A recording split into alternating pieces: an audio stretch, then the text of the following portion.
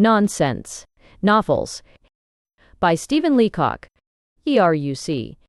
The author of this book offers it to the public without apology. The reviewers of his previous work of this character have presumed, on inductive grounds, that he must be a young man from the most westerly part of the western states, to whom many things might be pardoned as due to the exuberant animal spirits of youth. They were good enough to express the thought that when the author grew up and became educated, there might be hope for his intellect. This expectation is of no avail. All that education could do in this case has been tried and has failed. As a professor of political economy in a great university, the author admits that he ought to know better. But he will feel amply repaid for his humiliation if there are any to whom this little book may bring some passing amusement in hours of idleness, or some brief respite when the sadness of the heart or the sufferings of the body forbid the perusal of worthier things. Stephen Leacock. McGill University, Montreal. I. Maddened by Mystery, or The Defective Detective. The great detective sat in his office. He wore a long green gown and half a dozen secret badges pinned to the outside of it. 3 or 4 pairs of false whiskers hung on a whisker stand beside him. Goggles, blue spectacles, and motor glasses lay within easy reach. He could completely disguise himself at a second's notice. Half a bucket of cocaine and a dipper stood on a chair at his elbow. His face was absolutely impenetrable. A pile of cryptograms lay on the desk. The great detective hastily tore them open one after the other, solved them, and threw them down the cryptogram chute at his side. There was a rap at the door. The great detective hurriedly wrapped himself in a pink domino, adjusted a pair of false black whiskers, and cried, "In! Come in!" Illustration, come in. His secretary entered. "Ha," said the detective, "it is you." He laid aside his disguise. "Sir," said the young man in intense excitement, "a mystery has been committed." "Ha," said the great detective, his eye kindling, "is it such as to completely baffle the police of the entire continent?" "They are so completely baffled with it," said the secretary, "that they are lying collapsed in heaps. Many of them have committed suicide." "So," said the detective, "and is the mystery one that is absolutely unparalleled in the whole recorded annals of the London police?" "It is." "And I suppose," said the detective, "that it involves names which you would scarcely dare to breathe, at least without first using some kind of atomizer or throat gargle." Quote, "Oh, exactly. And it is connected, I presume, with the highest diplomatic consequences, so that if we fail to solve it, England will be at war with the whole world in 16 minutes? His secretary, still quivering with excitement, again answered yes. "And finally," said the great detective, "I presume that it was committed in broad daylight in some such place as the entrance of the Bank of England, or in the cloakroom of the House of Commons, and under the very eyes of the police. Orst, Hopperst." "Those," said the secretary, "are the very conditions of the mystery." "Good," said the great detective. "Now wrap yourself in this disguise, put on these brown whiskers, and tell me what it is." The secretary wrapped himself in a blue domino with lace insertions. Then, bending over, he whispered in the ear of the great detective, "The Prince of Württemberg has been kidnapped." The great detective bounded from his chair as if he had been kicked from below.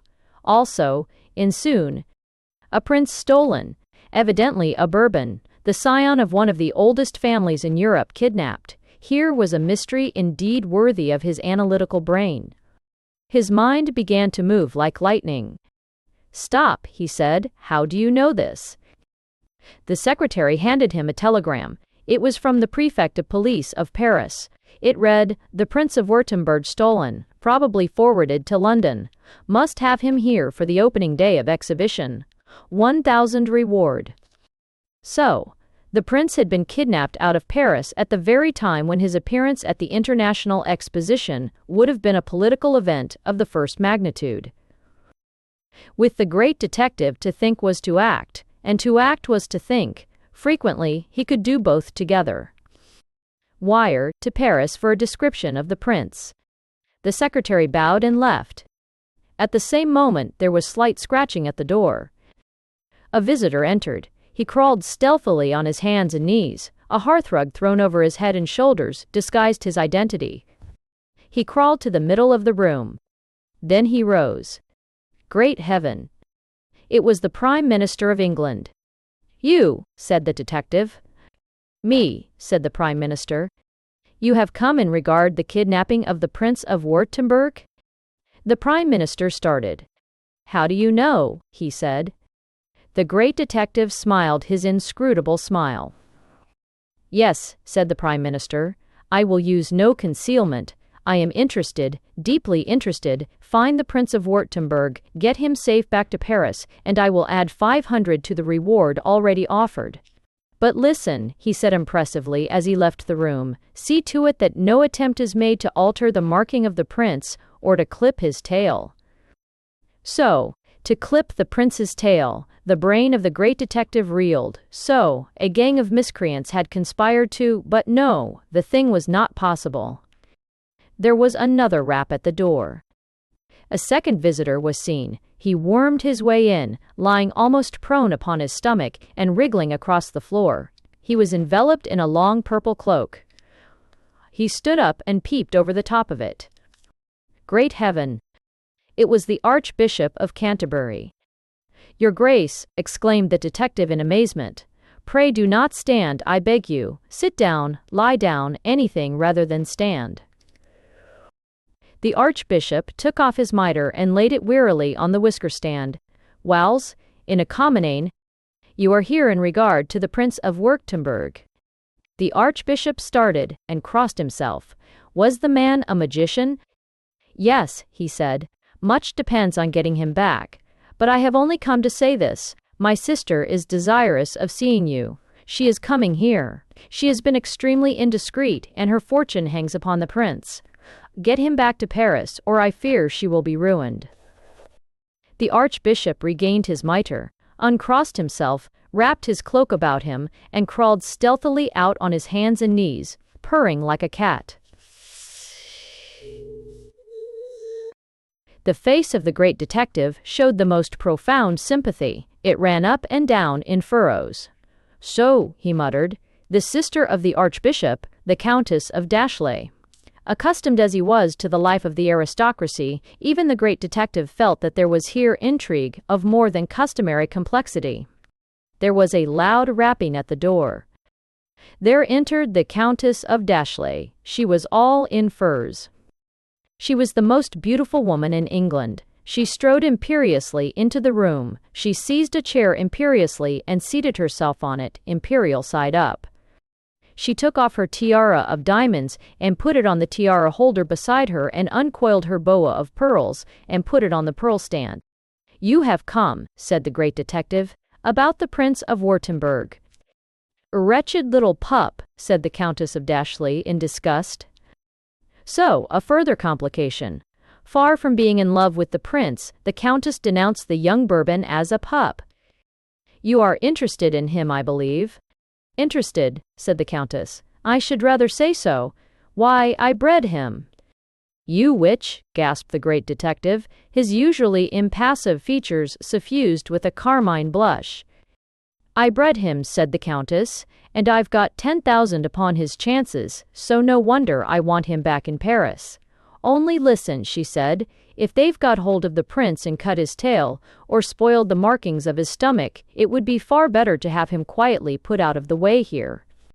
The great detective reeled and leaned up against the side of the room. So, the cold-blooded admission of the beautiful woman for the moment took away his breath.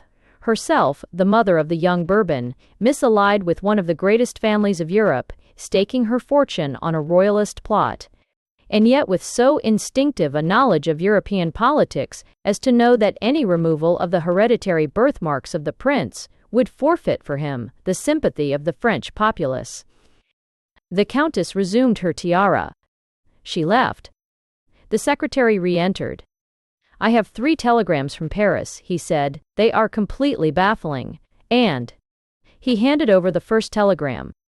It read, The Prince of Württemberg has a long, wet snout, broad ears, very long body, and short hind legs. The great detective looked puzzled. He read the second telegram.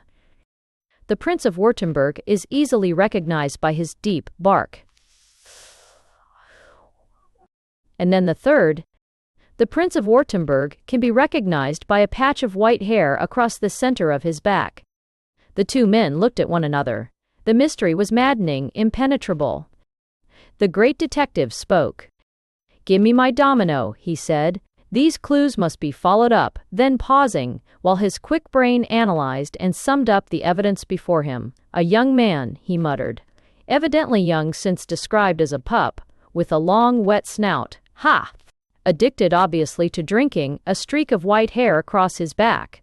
A first sign of the results of his abandoned life. Yes, yes," he continued. "With this clue I shall find him easily." The great detective rose. He wrapped himself in a long black cloak, with white whiskers and blue spectacles attached. Completely disguised, he issued forth. He began the search. For 4 days he visited every corner of London. He entered every saloon in the city. In each of them he drank a glass of rum. In some of them he assumed the disguise of a sailor. On others he entered as a solicitor. Into others he penetrated as a clergyman. His disguise was perfect. Nobody paid any attention to him as long as he had the price of a drink. The search proved fruitless. 2 young men were arrested under suspicion of being the prince, only to be released. The identification was incomplete in each case. One had a long, wet snout, but no hair on his back. The other had hair on his back but couldn't bark. Neither of them was the young Bourbon. The great detective continued his search. He stopped at nothing. Secretly, after nightfall, he visited the home of the Prime Minister. He examined it from top to bottom. He measured all the doors and windows. He took up the flooring. He inspected the plumbing. He examined the furniture. He found nothing. With equal secrecy, he penetrated into the palace of the Archbishop. He examined it from top to bottom. Disguised as a choir boy, he took part in the offices of the church. He found nothing. Still undismayed, the great detective made his way into the home of the Countess of Dashley. Disguised as a housemaid, he entered the service of the Countess. Then at last a clue came which gave him a solution of the mystery. On the wall of the Countess's boudoir was a large framed engraving. It was a portrait. Under it was a printed legend. The Prince of Württemberg. The portrait was that of a dachshund. The long body, the broad ears, the unclipped tail, the short hind legs, all was there. In a fraction of a second, the lightning mind of the great detective had penetrated the whole mystery. The prince was a dog. I.e.m. Hey, setting Baxter's. All tree depend on reference. All dree to Baxter's, high destitated. Hastily throwing a domino over his housemaid's dress, he rushed to the street. He summoned a passing hansom, and in a few moments was at his house. "I have it," he gasped to his secretary. "The mystery is solved. I have pieced it together. By sheer analysis, I have reasoned it out. Listen, hind legs, hair on back, wet snout, pup, eh? What? Does that suggest nothing to you?" "Nothing," said the secretary. "It seems perfectly hopeless, too." The great detective, now recovered from his excitement, smiled faintly. "It means simply this, my dear fellow. The Prince of Württemberg is a dog, a prize dachshund.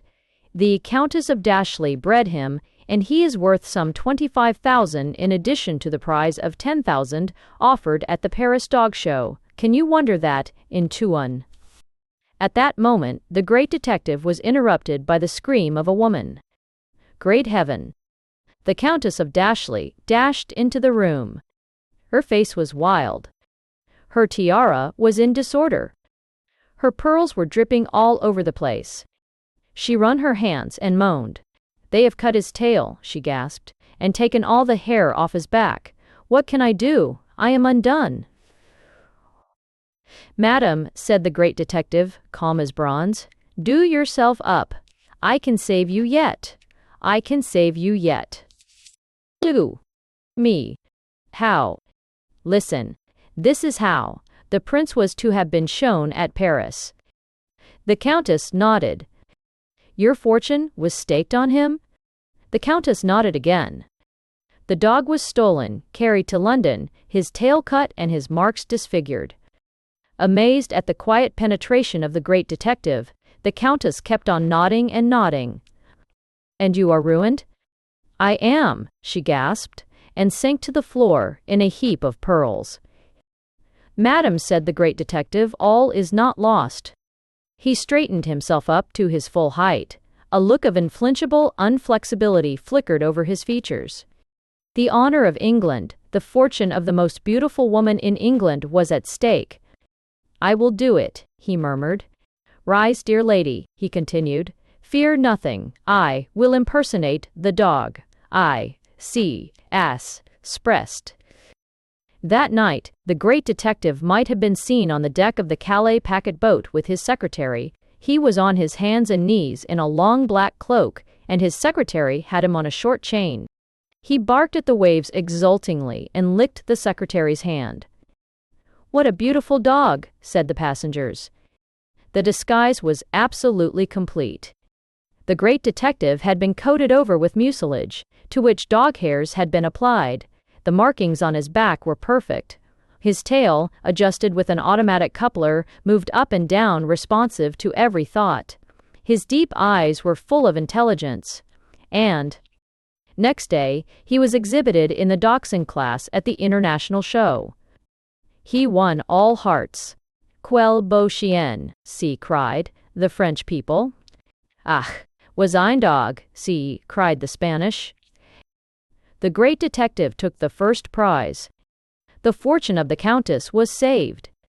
Unfortunately, as the great detective had neglected to pay the dog tax, he was caught and destroyed by the dog catchers. But that is, of course, quite outside of the present narrative, and is only mentioned as an odd fact in conclusion, i.e., Q, a psychic story of the supernatural.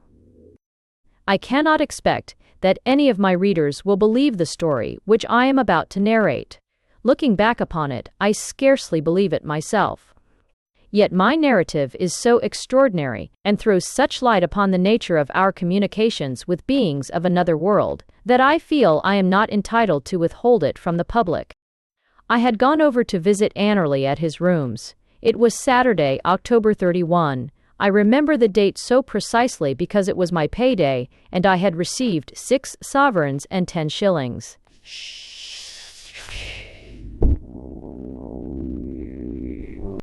I remembered the sum so exactly because I had put the money into my pocket, and I remember into which pocket I had put it, because I had no money in any other pocket.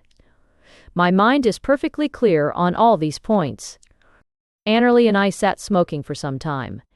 Then, quite suddenly, "Do you believe in the supernatural?" he asked. I started as if I had been struck. At the moment when Annerly spoke of the supernatural, I had been thinking of something entirely different. The fact that he should speak of it at the very instant when I was thinking of something else struck me as at least a very singular coincidence. For a moment, I could only stare. "What I mean is," said Annerly, "do you believe in phantasms of the dead?" "Phantasms?" I repeated. "Yes, phantasms, or if you prefer the word, phanograms, or say, if you will, phanogrammatical manifestations, or more simply, psychophantasmal phenomena." I looked at Annerly with a keener sense of interest than I had ever felt in him before. I felt that he was about to deal with events and experiences of which, in the 2 or 3 months that I had known him, he had never seen fit to speak. I wondered now that it had never occurred to me that a man whose hair at 55 was already streaked with gray must have passed through some terrible ordeal. Presently, Annerly spoke again.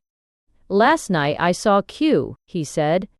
"Good heavens!" I ejaculated. I did not in the least know who Q was, but it struck me with a thrill of indescribable terror that Annerly had seen Q. In my own quiet and measured existence, such a thing had never happened.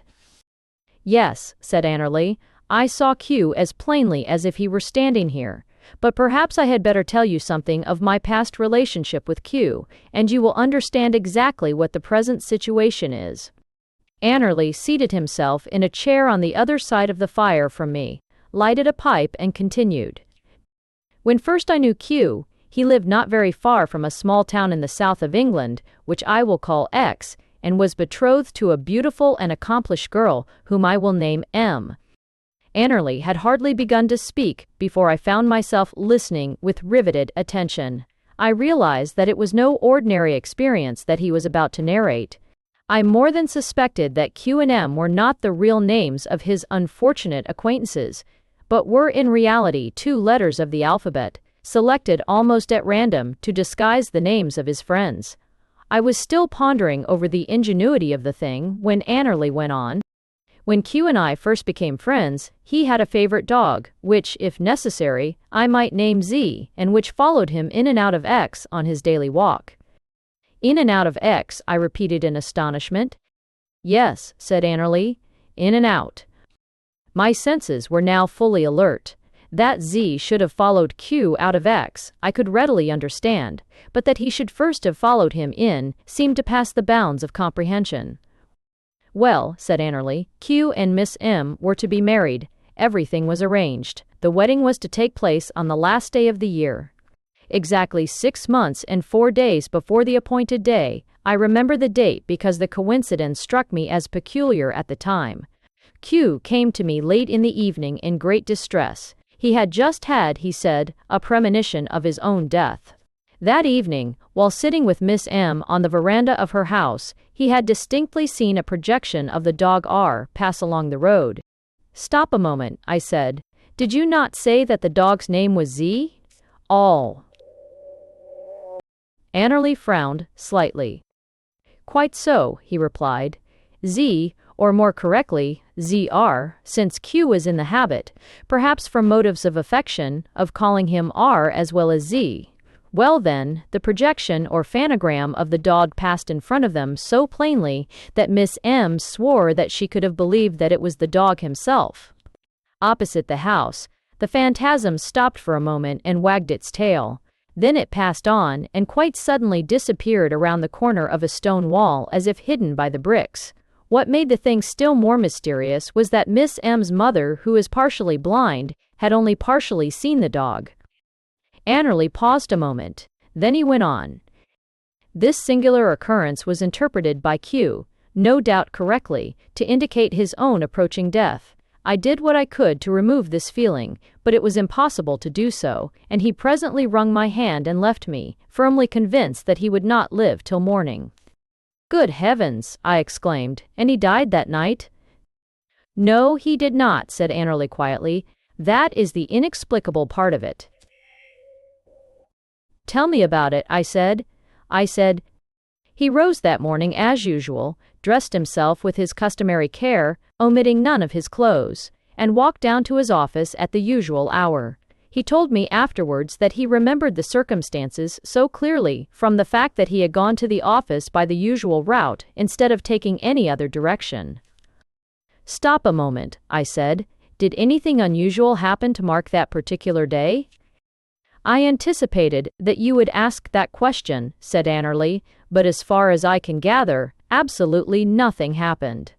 Q returned from his work and ate his dinner apparently much as usual, and presently went to bed complaining of a slight feeling of drowsiness, but nothing more. His stepmother, with whom he lived, said afterwards that she could hear the sound of his breathing quite distinctly during the night. Ah! And did he die that night? I asked, breathless with excitement.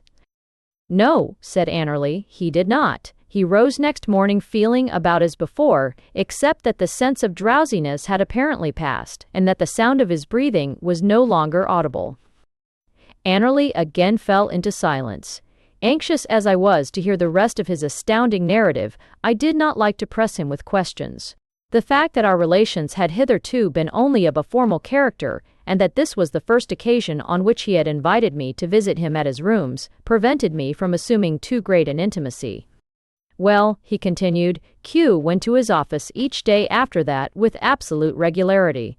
As far as I can gather, there was nothing either in his surroundings or his conduct to indicate that any peculiar fate was impending over him.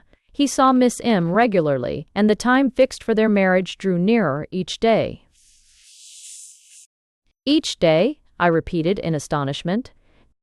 Yes, said Annerly, every day. For some time before his marriage I saw but little of him, but 2 weeks before that event was due to happen, I passed Q one day in the street. He seemed for a moment about to stop. Then he raised his hat, smiled, and passed on. One moment, I said, if you will allow me a question that seems of importance. Did he pass on and then smile and raise his hat, or did he smile into his hat, raise it, and then pass on afterwards? Your question is quite justified, said Annerly, though I think I can answer with perfect accuracy that he first smiled, then stopped smiling and raised his hat, and then stopped raising his hat and passed on. However, he continued, the essential fact is this. On the day appointed for the wedding, Hugh and Miss M were duly married. Impossible, I gasped. Duly married, both of them?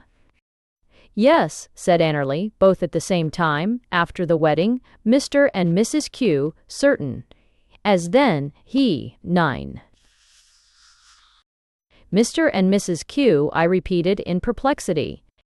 Yes, he answered, Mr. and Mrs. Q, for after the wedding Miss M took the name of Q, left England and went out to Australia, where they were to reside. Stop one moment, I said, and let me be quite clear. In going out to settle in Australia, it was their intention to reside there? Yes, said Annerly, that at any rate was generally understood. I myself saw them off on the steamer, and shook hands with Q, standing at the same time quite close to him. Well, I said, and since the two Qs, as I suppose one might almost call them, went to Australia, have you heard anything from them? That, replied Annerly, is a matter that has shown the same singularity as the rest of my experience. It is now 4 years since Q and his wife went to Australia. At first I heard from him quite regularly and received 2 letters each month. Presently I only received 1 letter every 2 months, and later 2 letters every 6 months, and then only 1 letter every 12 months. Then until last night I heard nothing whatever of Q for a year and a half. Or? I was now on the tiptoe of expectancy. Last night, said Annerly very quietly, Q appeared in this room, or rather, a phantasm or psychic manifestation of him. He seemed in great distress, made gestures which I could not understand, and kept turning his trouser pockets inside out. I was too spellbound to question him, and tried in vain to divine his meaning. Presently the phantasm seized a pencil from the table, and wrote the words, 2 sovereigns, tomorrow night, urgent. Ein. Annerly was again silent. I sat in deep thought. How do you interpret the meaning which Q's phanogram meant to convey? I think, he announced, it means this. Hugh, who is evidently dead, meant to visualize that fact, meant, so to speak, to de-atomize the idea that he was demonetized and that he wanted 2 sovereigns tonight. And how, I asked, amazed at Annerly's instinctive penetration into the mysteries of the psychic world, how do you intend to get it to him? I intend, he announced, to try a bold, a daring experiment, which, if it succeeds, will bring us into immediate connection with the world of spirits. My plan is to leave 2 sovereigns here upon the edge of the table during the night. If they are gone in the morning, I shall know that Q has contrived to de-astralize himself, and has taken the sovereigns. The only question is, do you happen to have 2 sovereigns? I myself, unfortunately, have nothing but small change about me. Here was a piece of rare good fortune, the coincidence of which seemed to add another link to the chain of circumstance. As it happened, I had with me the 6 sovereigns which I had just drawn as my week's pay. Luckily, I said, I am able to arrange that. I happen to have money with me, and I took 2 sovereigns from my pocket. Annerly was delighted at our good luck. Our preparations for the experiment were soon made. We placed the table in the middle of the room in such a way that there could be no fear of contact or collision with any of the furniture. The chairs were carefully set against the wall, and so placed that no two of them occupied the same place as any other two, while the pictures and ornaments about the room were left entirely undisturbed. We were careful not to remove any of the wallpaper from the wall, nor to detach any of the window panes from the window. When all was ready, the two sovereigns were laid side by side upon the table, with the heads up in such a way that the lower sides or tails were supported by only the table itself. We then extinguished the light. I said good night to Annerly, and groped my way out into the dark, feverish with excitement. My readers may well imagine my state of eagerness to know the result of the experiment. I could scarcely sleep for anxiety to know the issue. I had, of course, every faith in the completeness of our preparations, but was not without misgivings that the experiment might fail, as my own mental temperament and disposition might not be of the precise kind needed for the success of these experiments. On this score, however, I need have had no alarm. The event showed that my mind was a media, or, if the word is better, a transparency, of the very first order for psychic work of this character. In the morning, Annerly came rushing over to my lodgings, his face beaming with excitement. "Glorious, glorious," he almost shouted. "We have succeeded! The sovereigns are gone! We are in direct monetary communication with Q." I need not dwell on the exquisite thrill of happiness which went through me. All that day and all the following day, the sense that I was in communication with Q was ever present with me. My only hope was that an opportunity might offer for the renewal of our intercommunication with the spirit world. The following night, my wishes were gratified. Late in the evening, Annerly called me up on the telephone. "Come over at once to my lodgings," he said. "Q's phanogram is communicating with us." "Oh, shh." I hastened over, and arrived almost breathless. "Q has been here again," said Annerly, and appeared in the same distress as before. A projection of him stood in the room and kept writing with its finger on the table. I could distinguish the word sovereigns, but nothing more. Trime, but... "Do you not suppose," I said, "that Q, for some reason which we cannot fathom, wishes us to again leave 2 sovereigns for him?" "By Jove," said Annerly enthusiastically, "I believe you've hit it. At any rate, let us try, we can but fail." That night, we placed again 2 of my sovereigns on the table, and arranged the furniture with the same scrupulous care as before. Still somewhat doubtful of my own psychic fitness for the work in which I was engaged, I endeavored to keep my mind so poised as to readily offer a mark for any astral disturbance that might be about. The result showed that it had offered just such a mark. Our experiment succeeded completely. The 2 coins had vanished in the morning. For nearly 2 months we continued our experiments on these lines. At times, Annerly himself, so he told me, would leave money, often considerable sums, within reach of the phantasm, which never failed to remove them during the night. But Annerly, being a man of strict honor, never carried on these experiments alone except when it proved impossible to communicate with me in time for me to come. At other times he would call me up with the simple message, "Q is here," or would send me a telegram or a written note saying, "Q needs money, bring any that you have, but no more." On my own part, I was extremely anxious to bring our experiments prominently before the public, or to interest the Society for Psychic Research and similar bodies in the daring transit which we had effected between the world of sentience and the psychoastric or pseudo-ethereal existence. It seemed to me that we alone had succeeded in thus conveying money directly and without mediation from one world to another. Others, indeed, had done so by the interposition of a medium, or by subscription to an occult magazine, but we had performed the feat with such simplicity that I was anxious to make our experience public for the benefit of others like myself. Annerly, however, was averse from this course, being fearful that it might break off our relations with Q. It was some 3 months after our first interastral psychomonetary experiment that there came the culmination of my experiences, so mysterious as to leave me still lost in perplexity. Annerly had come in to see me one afternoon. He looked nervous and depressed. "I have just had a psychic communication from Q," he said in answer to my inquiries, which I can hardly fathom. As far as I can judge, Q has formed some plan for interesting other phantasms in the kind of work that we are doing. He proposes to form, on his side of the gulf, an association that is to work in harmony with us, for monetary dealings on a large scale, between the two worlds.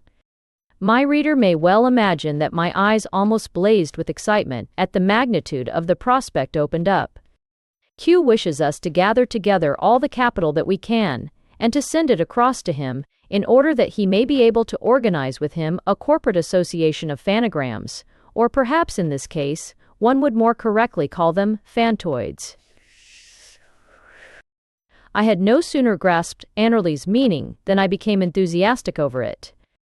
We decided to try the great experiment that night. My own worldly capital was, unfortunately, no great amount. I had, however, some 500 in bank stock left to me at my father's decease, which I could, of course, realize within a few hours. I was fearful, however, lest it might prove too small to enable Q to organize his fellow phantoids with it. I carried the money in notes and sovereigns to Annerly's room, where it was laid on the table. Annerly was fortunately able to contribute a larger sum, which, however, he was not to place beside mine until after I had withdrawn, in order that conjunction of our monetary personalities might not dematerialize the astral phenomenon. We made our preparations this time with exceptional care. Annerly, quietly confident, I, it must be confessed, extremely nervous and fearful of failure. We removed our boots and walked about on our stockinged feet, and, at Annerly's suggestion, not only placed the furniture as before, but turned the coal scuttle upside down and laid a wet towel over the top of the wastepaper basket. All complete, I wrung Annerly's hand and went out into the darkness. I waited next morning in vain. 9 o'clock came, 10 o'clock, and finally 11, and still no word of him. Then, feverish with anxiety, I sought his lodgings. Judge of my utter consternation to find that Annerly had disappeared. He had vanished as if off the face of the earth. By what awful error in our preparations, by what neglect of some necessary psychic precautions, he had met his fate, I cannot tell. But the evidence was only too clear, that Annerly had been engulfed into the astral world, carrying with him the money for the transfer of which he had risked his mundane existence. The proof of his disappearance was easy to find. As soon as I dared do so with discretion, I ventured upon a few inquiries. The fact that he had been engulfed while still owing 4 months' rent for his rooms, and that he had vanished without even having time to pay such bills as he had outstanding with local tradesmen, showed that he must have been devisualized at a moment's notice. The awful fear that I might be held accountable for his death prevented me from making the affair public. Till that moment I had not realized the risks that he had incurred in our reckless dealing with the world of spirits. Annerly fell a victim to the great cause of psychic science, and the record of our experiments remains in the face of prejudice as a witness to its truth. I, Guido the Gimlet of Ghent, a romance of chivalry. It was in the flood tide of chivalry. Knighthood was in the pod. The sun was slowly setting in the east, rising and falling occasionally as it subsided, and illuminating with its dying beams the towers of the grim castle of Buggensberg. Isolde the Slender stood upon an embattled turret of the castle.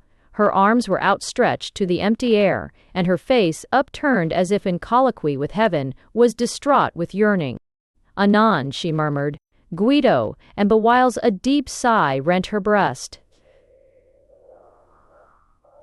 Sylph-like and ethereal in her beauty, she scarcely seemed to breathe. In fact, she hardly did.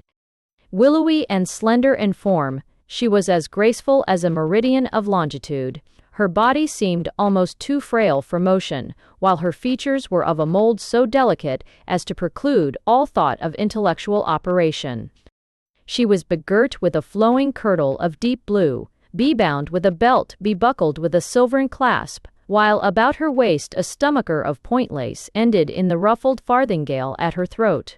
On her head she bore a sugar-loaf hat shaped like an extinguisher and pointing backward at an angle of 45 degrees. "Guido," she murmured, Guido. And erstwhile she would wring her hands as one distraught and mutter, He cometh not. The sun sank, and night fell, enwrapping in shadow the frowning castle of Buggensberg, and the ancient city of Ghent at its foot. And as the darkness gathered, the windows of the castle shone out with fiery red, for it was Yuletide, and it was wassail, all in the great hall of the castle, and this night the Margrave of Buggensberg made him a feast, and celebrated the betrothal of Isolde, his daughter, with Tancred, the tenspot. And to the feast he had bidden all his liege lords and vassals, Hubert the Husky, Edward the Earwig, Rollo the Rumbottle, and many others. In the meantime, the Lady Isolde stood upon the battlements and mourned for the absent Guido. The love of Guido and Isolde was of that pure and almost divine type found only in the Middle Ages. They had never seen one another. Guido had never seen Isolde. Isolde had never seen Guido. They had never heard one another speak. They had never been together. They did not know one another. Yet they loved. Their love had sprung into being suddenly and romantically, with all the mystic charm which is love's greatest happiness. Years before, Guido had seen the name of Isolde, the slender, painted on a fence. He had turned pale, fallen into a swoon, and started at once for Jerusalem. On the very same day, Isolde, in passing through the streets of Ghent, had seen the coat of arms of Guido hanging on a clothesline. She had fallen back into the arms of her tirewomen, more dead than alive. Since that day, they had loved. Isolde would wander forth from the castle at earliest morn, with the name of Guido on her lips. She told his name to the trees, she whispered it to the flowers, she breathed it to the birds. Quite a lot of them knew it. At times she would ride her palfrey along the sands of the sea and call Guido to the waves. At other times she would tell it to the grass, or even to a stick of cordwood, or a ton of coal. Guido and Isolde, though they had never met, cherished each the features of the other. Beneath his coat of mail, Guido carried a miniature of Isolde, carven on ivory. He had found it at the bottom of the castle crag, between the castle and the old town of Ghent at its foot. How did he know that it was Isolde? There was no need for him to ask. His heart had spoken. The eye of love cannot be deceived. And Isolde? She, too, cherished beneath her stomacher a miniature of Guido the Gimlet. She had it of a travelling chapman in whose pack she had discovered it, and had paid its price in pearls. How had she known that he it was, that is, that it was he, because of the coat of arms emblazoned beneath the miniature? The same heraldic design that had first shaken her to the heart. Sleeping or waking, it was ever before her eyes, a lion, proper, quartered in a field of gules, and a dog, improper, 3/4 in a field of buckwheat. And if the love of Isolde burned thus purely for Guido, the love of Guido burned for Isolde with a flame no less pure. No sooner had love entered Guido's heart than he had determined to do some great feat of emprise or adventure, some high achievement of daring-do which should make him worthy to woo her. He placed himself under a vow that he would eat nothing, save only food, and drink nothing, save only liquor, till such season as he should have performed his feat. For this cause he had at once set out for Jerusalem, to kill a Saracen for her. He killed one, quite a large one. Still under his vow, he set out again at once to the very confines of Pannonia, determined to kill a Turk for her. From Pannonia he passed into the highlands of Britain, where he killed her a Caledonian. Every year and every month, Guido performed for Isolde some new achievement of emprise. And in the meantime, Isolde waited. It was not that suitors were lacking. Isolde the Slender had suitors in plenty ready to do her lightest test. Feats of arms were done daily for her sake. To win her love, suitors were willing to vow themselves to perdition. For Isolde's sake, Otto the Otter had cast himself into the sea. Conrad the Coconut had hurled himself from the highest battlement of the castle head first into the mud. Hugo the Hopeless had hanged himself by the waistband to a hickory tree and had refused all efforts to dislodge him. For her sake, Siegfried the Susceptible had swallowed sulfuric acid. Illustration: Hugo the Hopeless had hanged himself. But Isolde the Slender was heedless of the court thus paid to her. In vain her stepmother, Agatha the Angular, urged her to marry. In vain her father, the Margrave of Buggensberg, commanded her to choose the one or the other of the suitors. Her heart remained unswervingly true to the gimlet. From time to time, love tokens passed between the lovers. From Jerusalem, Guido had sent to her a stick with a notch in it to signify his undying constancy. From Pannonia, he sent a piece of board, and from Benicia, about 2 feet of scantling. All these Isolde treasured. Then, after years of wandering, Guido had determined to crown his love with a final achievement for Isolde's sake. It was his design to return to Ghent, to scale by night the castle cliff and to prove his love for Isolde, by killing her father for her, casting her stepmother from the battlements, burning the castle, and carrying her away. This design he was now hastening to put into execution. Attended by 50 trusty followers under the lead of Carlo the Corkscrew and Beowulf the Broadall, he had made his way to Ghent. Under cover of night, they had reached the foot of the castle cliff, and now, on their hands and knees in single file, they were crawling round and round the spiral path that led up to the gate of the fortress. At 6 of the clock, they had spiraled once. At 7 of the clock, they had reappeared at the second round, and as the feast in the hall reached its height, they reappeared on the 4th lap. Guido the Gimlet was in the lead. His coat of mail was hidden beneath a parti-colored cloak, and he bore in his hand a horn. By arrangement, he was to penetrate into the castle by the postern gate in disguise, steal from the Margrave by artifice the key of the great door, and then by a blast of his horn summon his followers to the assault. Alas, there was need for haste, for at this very Yuletide, on this very night, the Margrave, wearied of Isolde's resistance, had determined to bestow her hand upon Tancred, the Tenspot. It was wassail all in the great hall. The huge Margrave, seated at the head of the board, drained flagon after flagon of wine, and pledged deep the health of Tancred the Tenspot, who sat plumed and armored beside him. Great was the merriment of the Margrave, for beside him, crouched upon the floor, was a new jester, whom the seneschal had just admitted by the postern gate, and the novelty of whose jests made the huge sides of the Margrave shake and shake again. "Odds bodikins," he roared, "but the tale is as rare as it is new." And so the wagoner said to the pilgrim that sith he had asked him to put him off the wagon at that town, put him off he must, albeit it was but the small of the night, by St. Pancras, whence hath the fellow so novel a tale?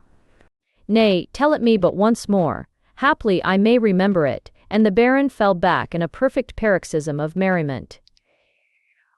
As he fell back, Guido, for the disguised jester was none other than he, that is, than him, sprang forward and seized from the girdle of the Margrave the key of the great door that dangled at his waist.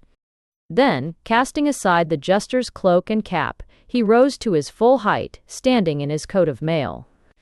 In one hand he brandished the double-headed mace of the Crusader, and in the other, a horn. The guests sprang to their feet, their hands upon their daggers. "Guido the Gimlet," they cried. "Hold," said Guido, "I have you in my power." Then placing the horn to his lips and drawing a deep breath, he blew with his utmost force. And then again he blew like anything. Not a sound came. The horn wouldn't blow. "Seize him," cried the Baron. "Stop," said Guido. "I claim the laws of chivalry. I am here to seek the Lady Isolde, betrothed by you to Tancred. Let me fight Tancred in single combat, man to man." A shout of approbation gave consent. The combat that followed was terrific. First Guido, raising his mace high in the air with both hands, brought it down with terrible force on Tancred's mailed head. Then Guido stood still, and Tancred, raising his mace in the air, brought it down upon Guido's head. Then Tancred stood still and turned his back, and Guido, swinging his mace sideways, gave him a terrific blow from behind, midway, right center. Tancred returned the blow. Then Tancred knelt down on his hands and knees, and Guido brought the mace down on his back. It was a sheer contest of skill and agility. For a time, the issue was doubtful. Then Tancred's armor began to bend, his blows weakened, he fell prone. Guido pressed his advantage and hammered him out as flat as a sardine can. Then, placing his foot on Tancred's chest, he lowered his visor and looked around about him. At this second there was a resounding shriek. Isolde, the slender, alarmed by the sound of the blows, precipitated herself into the room. For a moment the lovers looked into each other's faces. Then, with their countenances distraught with agony, they fell swooning in different directions. There had been a mistake. Guido was not Guido, and Isolde was not Isolde. They were wrong about the miniatures. Each of them was a picture of somebody else. Torrents of remorse flooded over the lovers' hearts.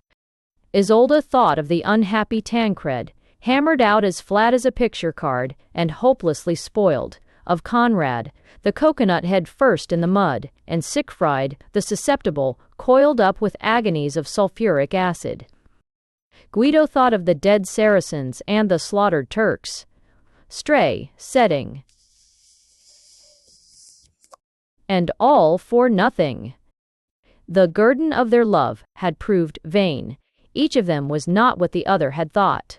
So it is ever with the loves of this world, and herein is the medieval allegory of this tale. The hearts of the two lovers broke together. They expired. Meantime, Carlo the Corkscrew and Beowulf the Bradawl and their 40 followers were hustling down the spirals as fast as they could crawl, hind end uppermost. Ev. Gertrude the Governess, or Simple 17. Synopsis of previous chapters. There are no previous chapters. No. 1. There are no previous chapters. It was a wild and stormy night on the west coast of Scotland. This, however, is immaterial to the present story, as the scene is not laid in the west of Scotland. For the matter of that, the weather was just as bad on the east coast of Ireland. But the scene of this narrative is laid in the south of England, and takes place in and around Noticentinum Towers, pronounced as if written, Nosham Taws, the seat of Lord Notissant, pronounced as if written, Nosh. But it is not necessary to pronounce either of these names in reading them. Nosham Taws was a typical English home. The main part of the house was an Elizabethan structure of warm red brick, while the elder portion, of which the Earl was inordinately proud, still showed the outlines of a Norman keep, to which had been added a Lancastrian jail and a Plantagenet orphan asylum. From the house in all directions stretched magnificent woodland and park, with oaks and elms of immemorial antiquity, while nearer the house stood raspberry bushes and geranium plants which had been set out by the Crusaders.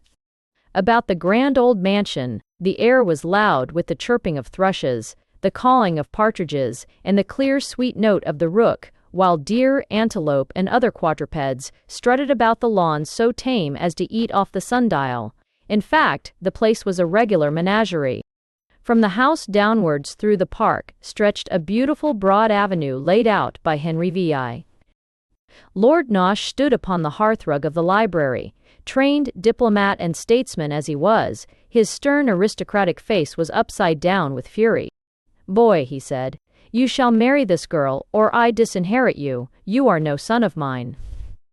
Young Lord Ronald, erect before him, flung back a glance as defiant as his own. "I defy you," he said. "Henceforth you are no father of mine. I will get another. I will marry none but a woman I can love, this girl that we have never seen. CPS. Illustration. Henceforth you are no father of mine. I will get another. She."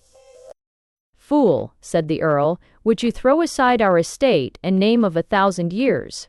The girl, I am told, is beautiful, her aunt is willing, they are French, pah, they understand such things in France." "But your reason?" "I give no reason," said the Earl. "Listen, Ronald, I give 1 month. For that time you remain here. If at the end of it you refuse me, I cut you off with a shilling." Lord Ronald said nothing. He flung himself from the room, flung himself upon his horse, and rode madly off in all directions. As the door of the library closed upon Ronald, the Earl sank into a chair. His face changed. It was no longer that of the haughty nobleman, but of the hunted criminal. He must marry the girl, he muttered. Soon she will know all. Hoot, hoot, coot, croot, quote, quote, quote, he knows and will Tuchimov has escaped from Siberia. He knows and will tell. The whole of the mines passed to her, this property with it and I, but enough. He rose, walked to the sideboard, drained a dipper full of gin and bitters, and became again a high-bred English gentleman. It was at this moment that a high dog-cart, driven by a groom in the livery of Earl Nosh, might have been seen entering the avenue of Nosham Taws. Beside him sat a young girl, scarce more than a child, in fact not nearly so big as the groom. The apple pie hat which she wore, surmounted with black willow plumes, concealed from view a face, so face-like in its appearance as to be positively facial. It was, need we say it, Gertrude the governess, who was this day to enter upon her duties at Nosham Taws. At the same time that the dog-cart entered the avenue at one end, there might have been seen riding down it from the other, a tall young man whose long aristocratic face proclaimed his birth, and who was mounted upon a horse with a face even longer than his own. Shh. And who is this tall young man, who draws nearer to Gertrude with every revolution of the horse? Ah, who indeed? Ah, who? I wonder if any of my readers could guess that this was none other than Lord Ronald. The two were destined to meet. Nearer and nearer they came, and then still nearer. Then, for one brief moment, they met. As they passed, Gertrude raised her head and directed towards the young nobleman two eyes, so eye-like in their expression as to be absolutely circular, while Lord Ronald directed towards the occupant of the dog-cart a gaze, so gaze-like that nothing but a gazelle, or a gas-pipe, could have emulated its intensity. Was this the dawn of love? Wait and see. Do not spoil the story. Let us speak of Gertrude. Gertrude de Montmorency. Macfiggan had known neither father nor mother. They had both died years before she was born. Of her mother she knew nothing, save that she was French, was extremely beautiful, and that all her ancestors and even her business acquaintances had perished in the Revolution. Yet Gertrude cherished the memory of her parents. On her breast the girl wore a locket in which was enshrined a miniature of her mother, while down her neck and side at the back hung a daguerreotype of her father. She carried a portrait of her grandmother up her sleeve, and had pictures of her cousins tucked inside her boot, while beneath her, but enough, quite enough. And neither. Of her father, Gertrude knew even less. That he was a high-born English gentleman who had lived as a wanderer in many lands, this was all she knew. His only legacy to Gertrude had been a Russian grammar, a Romanian phrasebook, a theodolite, and a work on mining engineering. From her earliest infancy, Gertrude had been brought up by her aunt. Her aunt had carefully instructed her in Christian principles. She had also taught her Mohammedanism to make sure.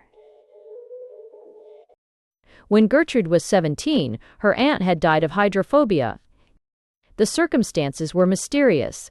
There had called upon her that day a strange bearded man in the costume of the Russians. After he had left, Gertrude had found her aunt in a syncope from which she passed into an apostrophe and never recovered. To avoid scandal, it was called hydrophobia. Gertrude was thus thrown upon the world. What to do? That was the problem that confronted her. It was while musing one day upon her fate that Gertrude's eye was struck with an advertisement. Wanted a governess, must possess a knowledge of French, Italian, Russian, and Romanian, music, and mining engineering. Salary 4 shillings and 4 pence halfpenny per annum. Apply between 11:30 and 25 minutes to 12 at number 41. A decimal 6, Belgravia Terrace. Gertrude was a girl of great natural quickness of apprehension, and she had not pondered over this announcement more than half an hour before she was struck with the extraordinary coincidence between the list of items desired and the things that she herself knew. She duly presented herself at Belgravia Terrace before the Countess, who advanced to meet her with a charm which at once placed the girl at her ease. "You are proficient in French?" she asked. Is," said Gertrude modestly. "And Italian," continued the Countess. "And it also. Others are tried everything on others." Oh, see, said Gertrude. And German, said the Countess in delight. Ah, ja, said Gertrude. And Russian? Sex, ja. And Romanian? Jep PW find aft and the process. Amazed at the girl's extraordinary proficiency in modern languages, the Countess looked at her narrowly. Where had she seen those lineaments before? She passed her hand over her brow in thought, and spit upon the floor, but no, the face baffled her. Enough, she said. I engage you on the spot. Tomorrow you go down to Nosham Taz and begin teaching the children. I must add that in addition you will be expected to aid the Earl with his Russian correspondence. He has large mining interests at Chminsk. Chminsk. Why did the simple word reverberate upon Gertrude's ears? Why? Because it was the name written in her father's hand on the title page of his book on mining. What mystery was here? It was on the following day that Gertrude had driven up the avenue. She descended from the dog-cart, passed through a phalanx of liveried servants drawn up 7 deep, to each of whom she gave a sovereign as she passed and entered Nosham Taz. Welcome, said the Countess, as she aided Gertrude to carry her trunk upstairs. The girl presently descended and was ushered into the library, where she was presented to the Earl. As soon as the Earl's eye fell upon the face of the new governess, he started visibly. Where had he seen those lineaments? Where was it? At the races or the theatre? On a bus? No. Some subtler thread of memory was stirring in his mind. He strode hastily to the sideboard, drained a dipper and a half of brandy, and became again the perfect English gentleman. While Gertrude has gone to the nursery to make the acquaintance of the 2 tiny golden-haired children who are to be her charges, let us say something here of the Earl and his son. His why? Lord Nosh was the perfect type of the English nobleman and statesman.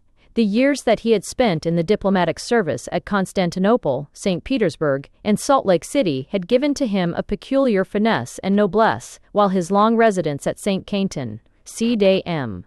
Helena, Pitcairn Island, and Hamilton, Ontario, had rendered him impervious to external impressions. As deputy paymaster of the militia of the county, he had seen something of the sterner side of military life, while his hereditary office of groom of the Sunday breeches had brought him into direct contact with royalty itself. His passion for outdoor sports endeared him to his tenants. A keen sportsman, he excelled in fox hunting, dog hunting, pig killing, bat catching, and the pastimes of his class.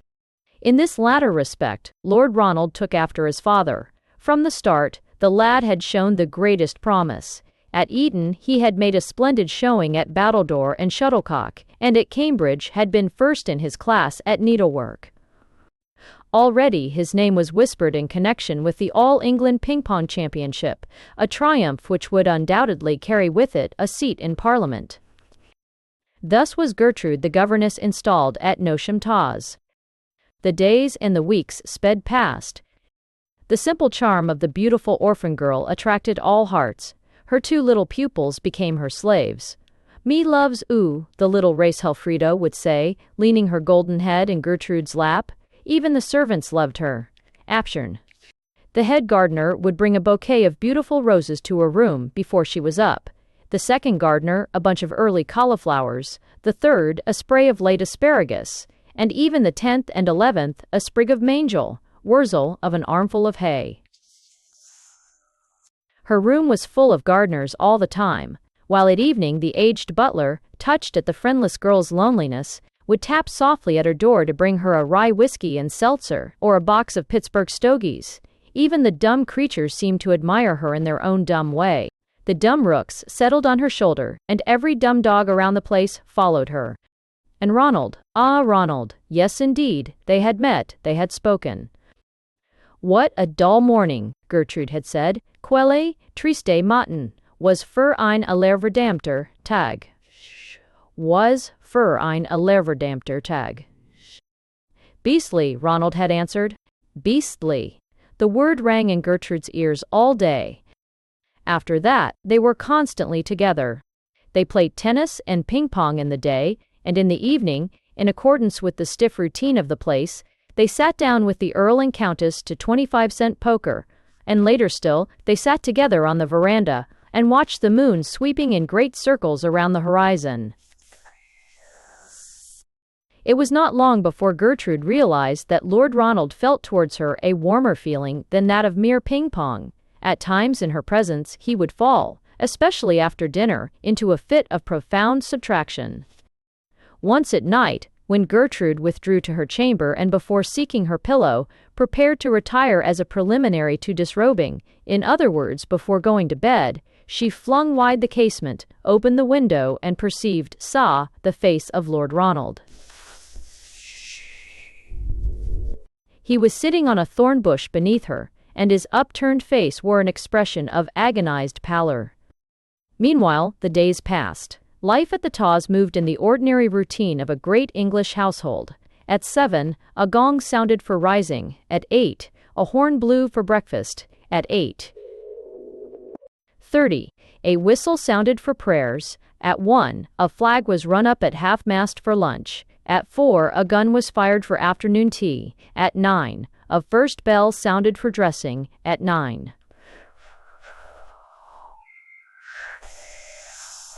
the tolling of a bell summoned the domestics to evening prayers. Meanwhile, the month allotted by the Earl to Lord Ronald was passing away. It was already July 15, then within a day or two it was July 17, and, almost immediately afterwards, July 18. At times the Earl, in passing Ronald in the hall, would say sternly, "Remember, boy, your consent, or I disinherit you." And what were the Earl's thoughts of Gertrude? Here was the one drop of bitterness in the girl's cup of happiness. For some reason that she could not divine, the Earl showed signs of marked antipathy. Once as she passed the door of the library he threw a bootjack at her. On another occasion, at lunch alone with her, he struck her savagely across the face with a sausage. It was her duty to translate to the Earl his Russian correspondence. She sought in it in vain for the mystery. One day, a Russian telegram was handed to the Earl. Gertrude translated it to him aloud. Tuchimov went to the woman. "She is dead." On hearing this, the Earl became livid with fury. In fact, this was the day that he struck her with the sausage. Then one day, while the Earl was absent on a bat hunt, Gertrude, who was turning over his correspondence, with that sweet feminine instinct of interest that rose superior to ill treatment, suddenly found the key to the mystery. Lord Nosh was not the rightful owner of the Taws. His distant cousin of the older line, the true heir, had died in a Russian prison to which the machinations of the Earl, while ambassador at Chminsk, had consigned him. The daughter of this cousin was the true owner of Nosham Taws. The family story, save only that the documents before her withheld the name of the rightful heir, lay bare to Gertrude's eye. Strange is the heart of woman. Did Gertrude turn from the Earl with spurning? No, her own sad fate had taught her sympathy. Yet still the mystery remained. Why did the Earl start perceptibly each time that he looked into her face? Sometimes he started as much as 4 centimeters, so that one could distinctly see him do it. On such occasions, he would hastily drain a dipper of rum and Vichy water, and become again the correct English gentleman. The denouement came swiftly. Gertrude never forgot it. It was the night of the great ball at Nosham Taws. The whole neighborhood was invited. How Gertrude's heart had beat with anticipation, and with what trepidation she had overhauled her scant wardrobe in order to appear not unworthy in Lord Ronald's eyes. Her resources were poor indeed, yet the inborn genius for dress that she inherited from her French mother stood her in good stead. She twined a single rose in her hair and contrived herself a dress out of a few old newspapers and the inside of an umbrella that would have graced a court. Round her waist she bound a single braid of bagstring, while a piece of old lace that had been her mother's was suspended to her ear by a thread. Gertrude was the cynosure of all eyes. Floating to the strains of the music, she presented a picture of bright, girlish innocence that no one could see undisenraptured. The ball was at its height. It was away up. Ronald stood with Gertrude in the shrubbery. They looked into one another's eyes. "Gertrude," he said, "I love you." Simple words, and yet they thrilled every fiber in the girl's costume. "Ronald," she said, and cast herself about his neck. At this moment, the Earl appeared standing beside them in the moonlight. His stern face was distorted with indignation. "So," he said, turning to Ronald, "it appears that you have chosen." "I have," said Ronald with hauteur. "Well, on, for. You prefer to marry this penniless girl rather than the heiress I have selected for you, Don." Gertrude looked from father to son in amazement. "Yes," said Ronald. "Be it so," said the Earl, draining a dipper of gin which he carried, and resuming his calm. "Then I disinherit you. Leave this place and never return to it." "Come, Gertrude," said Ronald tenderly, "let us flee together." Gertrude stood before them. The rose had fallen from her head, the lace had fallen from her ear, and the bag string had come undone from her waist. Her newspapers were crumpled beyond recognition. But disheveled and illegible as she was still mistress of herself. "Never," she said firmly. "Ronald, you shall never make this sacrifice for me." Then to the Earl, in tones of ice, "There is a pride, sir, as great even as yours. The daughter of Metchnikoff McThigan need crave a boon from no one." With that she hauled from her bosom the daguerreotype of her father, and pressed it to her lips. The Earl started as if shot. "That name," he cried, "that face, that photograph, stop. There is no need to finish. My readers have long since divined it. Gertrude was the heiress." The lovers fell into one another's arms. The Earl's proud face relaxed. "God bless you," he said. The Countess and the guests came pouring out upon the lawn. The breaking day illuminated a scene of gay congratulations. Gertrude and Ronald were wed. Their happiness was complete. Need we say more? Yes, only this. The Earl was killed in the hunting field a few days after. The Countess was struck by lightning. The 2 children fell down a well. Thus the happiness of Gertrude and Ronald was complete. A Hero in Homespun, or The Life Struggle of Hezekiah Hayloft. "Can you give me a job?" The foreman of the bricklayers looked down from the scaffold to the speaker below. Something in the lad's upturned face appealed to the man. He threw a brick at him. It was Hezekiah Hayloft. He was all in homespun. He carried a carpet bag in each hand. He had come to New York, the cruel city, looking for work. Hezekiah moved on. Presently he stopped in front of a policeman. "Sir," he said, "can you tell me the way to—" The policeman struck him savagely across the side of the head. "I'll learn you," he said, "to ask damn fool questions." Again, Hezekiah moved on. In a few moments he met a man whose tall black hat, black waistcoat, and white tie proclaimed him a clergyman. "Good sir," said Hezekiah, "can you tell me, sense?" The clergyman pounced upon him with a growl of a hyena, and bit a piece out of his ear. Yes, he did, reader. Just imagine a clergyman biting a boy in open daylight. Yet that happens in New York every minute. Such is the great cruel city, and imagine looking for work in it. You and I who spend our time in trying to avoid work can hardly realize what it must mean. Think how it must feel to be alone in New York, without a friend or a relation at hand, with no one to know or care what you do. It must be great. For a few moments, Hezekiah stood irresolute. He looked about him. He looked up at the top of the Metropolitan Tower. He saw no work there. He looked across at the skyscrapers on Madison Square, but his eye detected no work in any of them. He stood on his head and looked up at the Flatiron Building. Still, no work in sight. All that day and the next, Hezekiah looked for work. A Wall Street firm had advertised for a stenographer. "Can you write shorthand?" they said.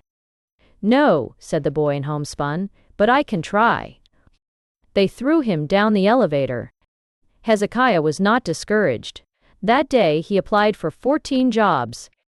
The Waldorf Astoria was in need of a chef. Hezekiah applied for the place. "Can you cook?" they said. "No," said Hezekiah, "but, oh sir, Give me a trial, give me an egg and let me try, I will try so hard." Great tears rolled down the boy's face. They rolled him out into the corridor. Next he applied for a job as a telegrapher. His mere ignorance of telegraphy was made the ground of refusal. At nightfall, Hezekiah Hayloft grew hungry. He entered again the portico of the Waldorf Astoria. Within it stood a tall man in uniform. "Boss," said the boy hero, "will you trust me for the price of a square meal?" They set the dog on him. Such, reader, is the hardness and bitterness of the great city. For 14 weeks, Hezekiah Hayloft looked for work. Once or twice he obtained temporary employment, only to lose it again. For a few days, he was made accountant in a trust company. He was discharged because he would not tell a lie. For about a week, he held a position as cashier in a bank. They discharged the lad because he refused to forge a check. For 3 days, he held a conductorship on a Broadway surface car. He was dismissed from this business for refusing to steal a nickel. Such, reader, is the horrid degradation of business life in New York. Meantime, the days passed, and still Hayloft found no work. His stock of money was exhausted. He had not had any money anyway. For food, he ate grass in Central Park and drank the water from the cruelty to animals' horse trough. Gradually, a change came over the lad. His face grew hard and stern. The great city was setting its mark upon him. In the Marev, or die, per fine. One night, Hezekiah stood upon the sidewalk. It was late, long after 10 o'clock. Only a few chance pedestrians passed.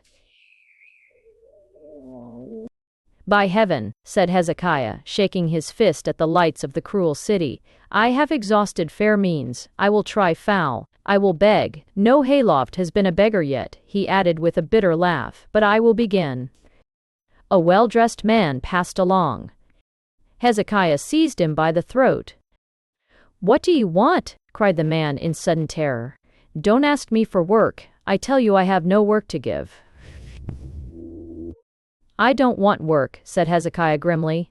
"I am a beggar. She's in Fort 20. "Oh, is that all?" said the man relieved. "Here, take this $10 and go and buy a drink with it." Money, money, and with it a new sense of power that rushed like an intoxicant to Hezekiah's brain. "Drink," he muttered hoarsely. "Yes, drink." The lights of a soda-water fountain struck his eye. "Give me an egg phosphate," he said as he dashed his money on the counter. He drank phosphate after phosphate till his brain reeled. Mad with the liquor, he staggered to and fro in the shop, weighed himself recklessly on the slot machine 3 or 4 times, tore out chewing gum and matches from the automatic nickel boxes, and finally staggered on to the street, reeling from the effects of 13 phosphates and a sarsaparilla soda. "Crime," he hissed. "Crime, crime, that's what I want."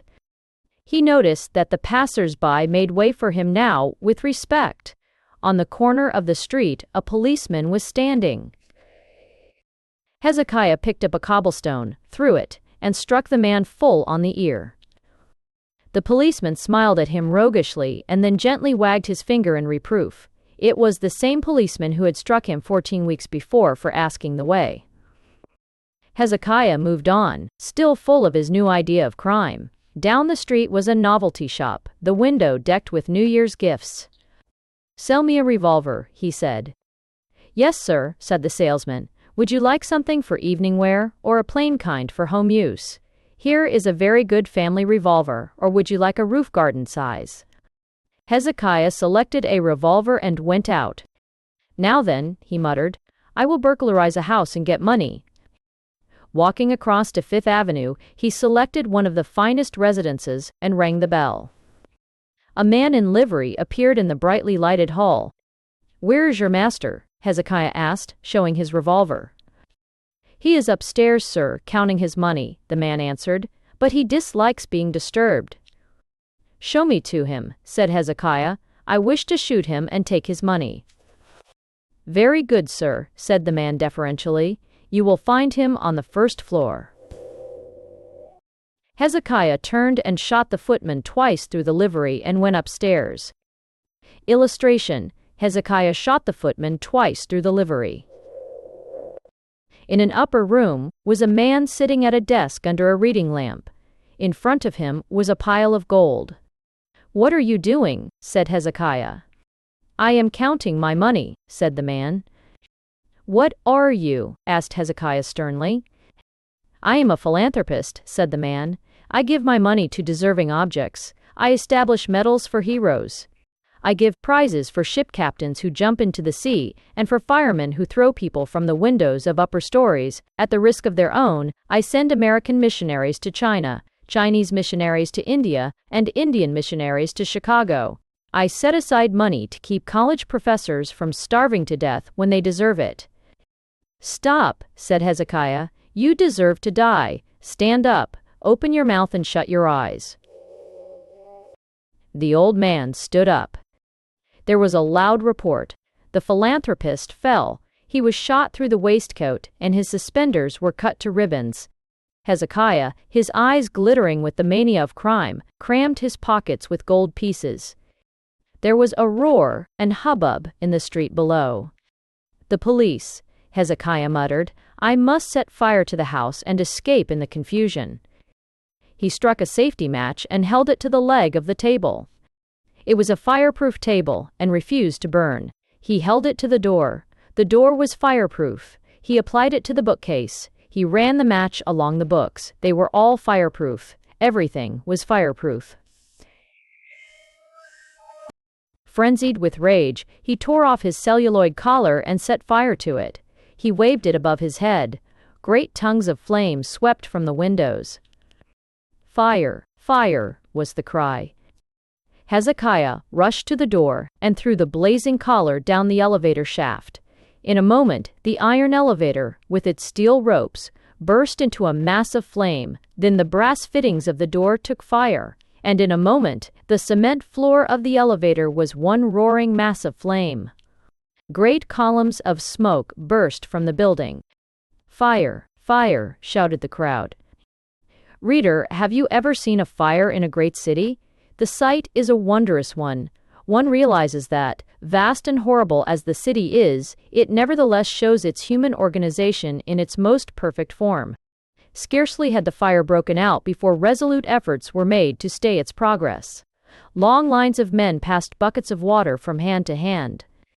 The water was dashed on the fronts of the neighboring houses, thrown all over the street, splashed against the telegraph poles, and poured in torrents over the excited crowd.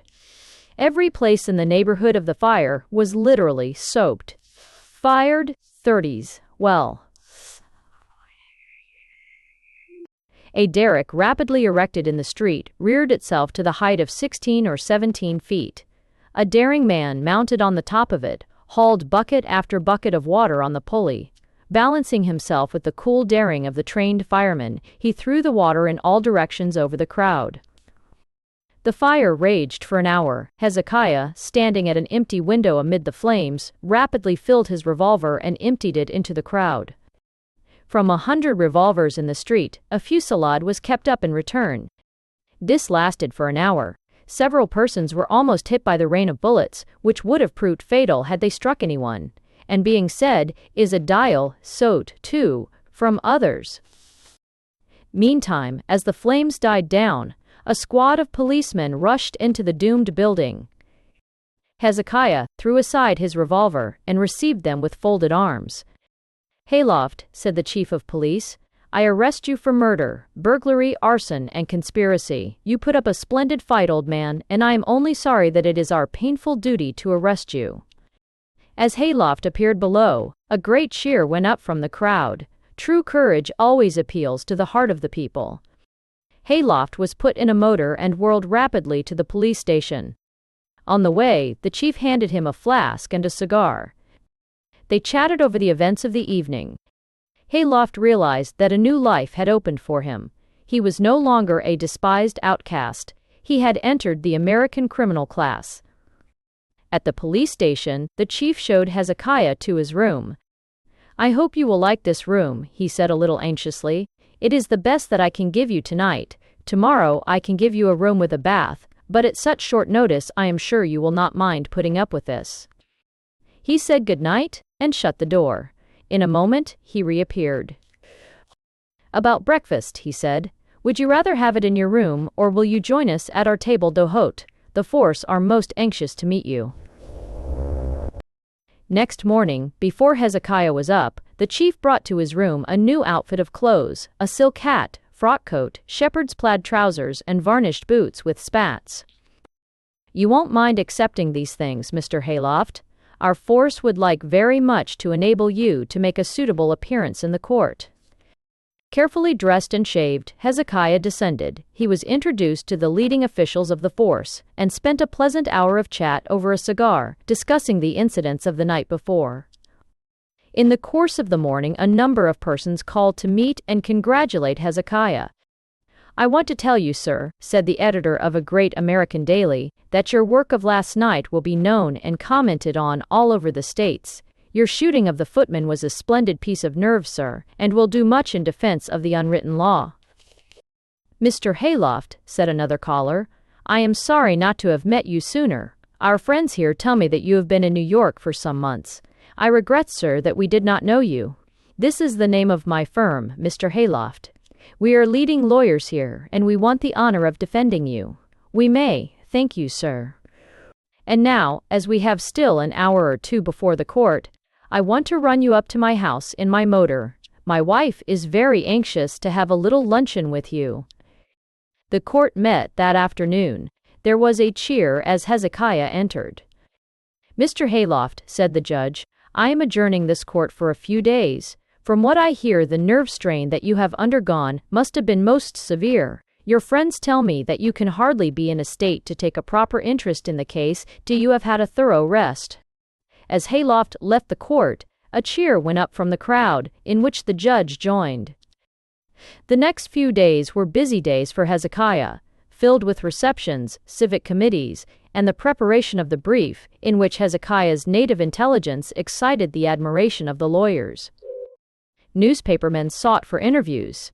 Business promoters called upon Hezekiah. His name was put down as a director of several leading companies, and it was rumored that in the event of his acquittal, he would undertake a merger of all the great burglar protection corporations of the United States. The trial opened a week later and lasted 2 months. Hezekiah was indicted on 5 charges: arson, for having burned the steel cage of the elevator; misdemeanor, for shooting the footman; the theft of the money; petty larceny; the killing of the philanthropist; infanticide; and the shooting at the police without hitting them; aggravated felony. The proceedings were very complicated. Expert evidence was taken from all over the United States.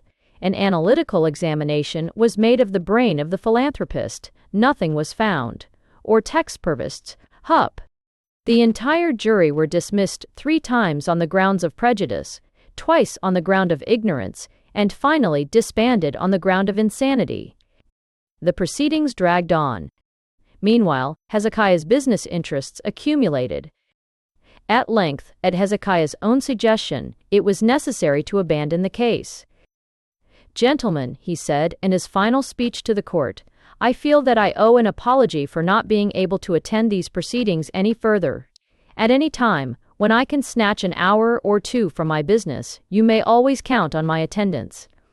In the meantime, rest assured that I shall follow your proceedings with the greatest interest.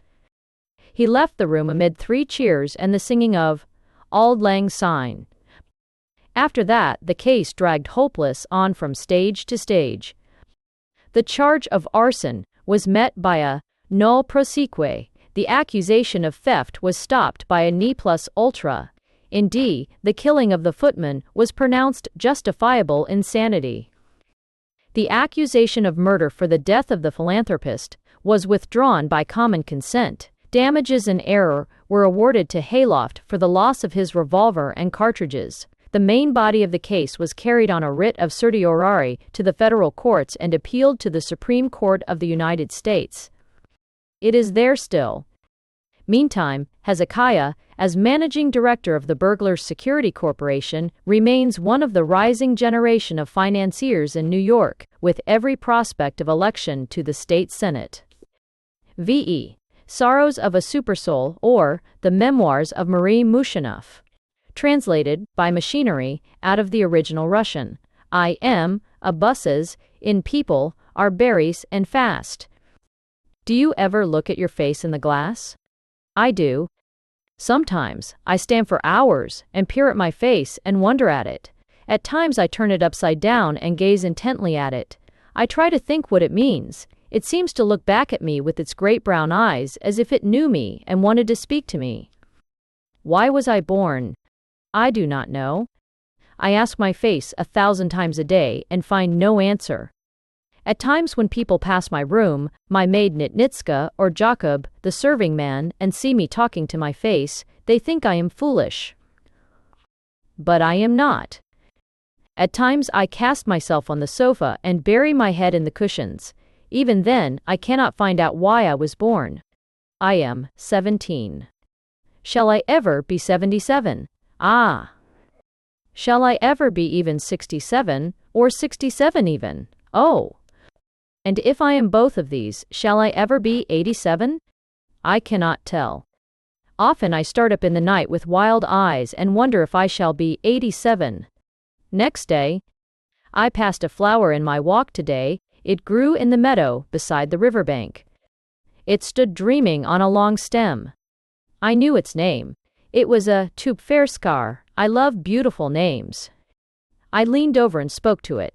I asked it if my heart would ever know love. It said it thought so.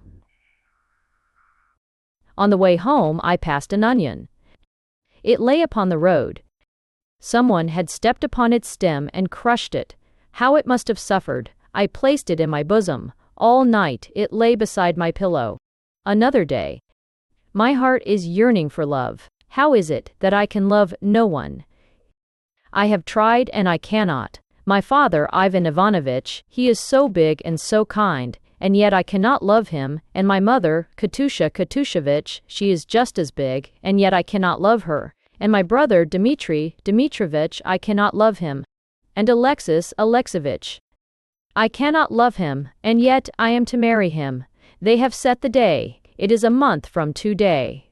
1 month, 30 days.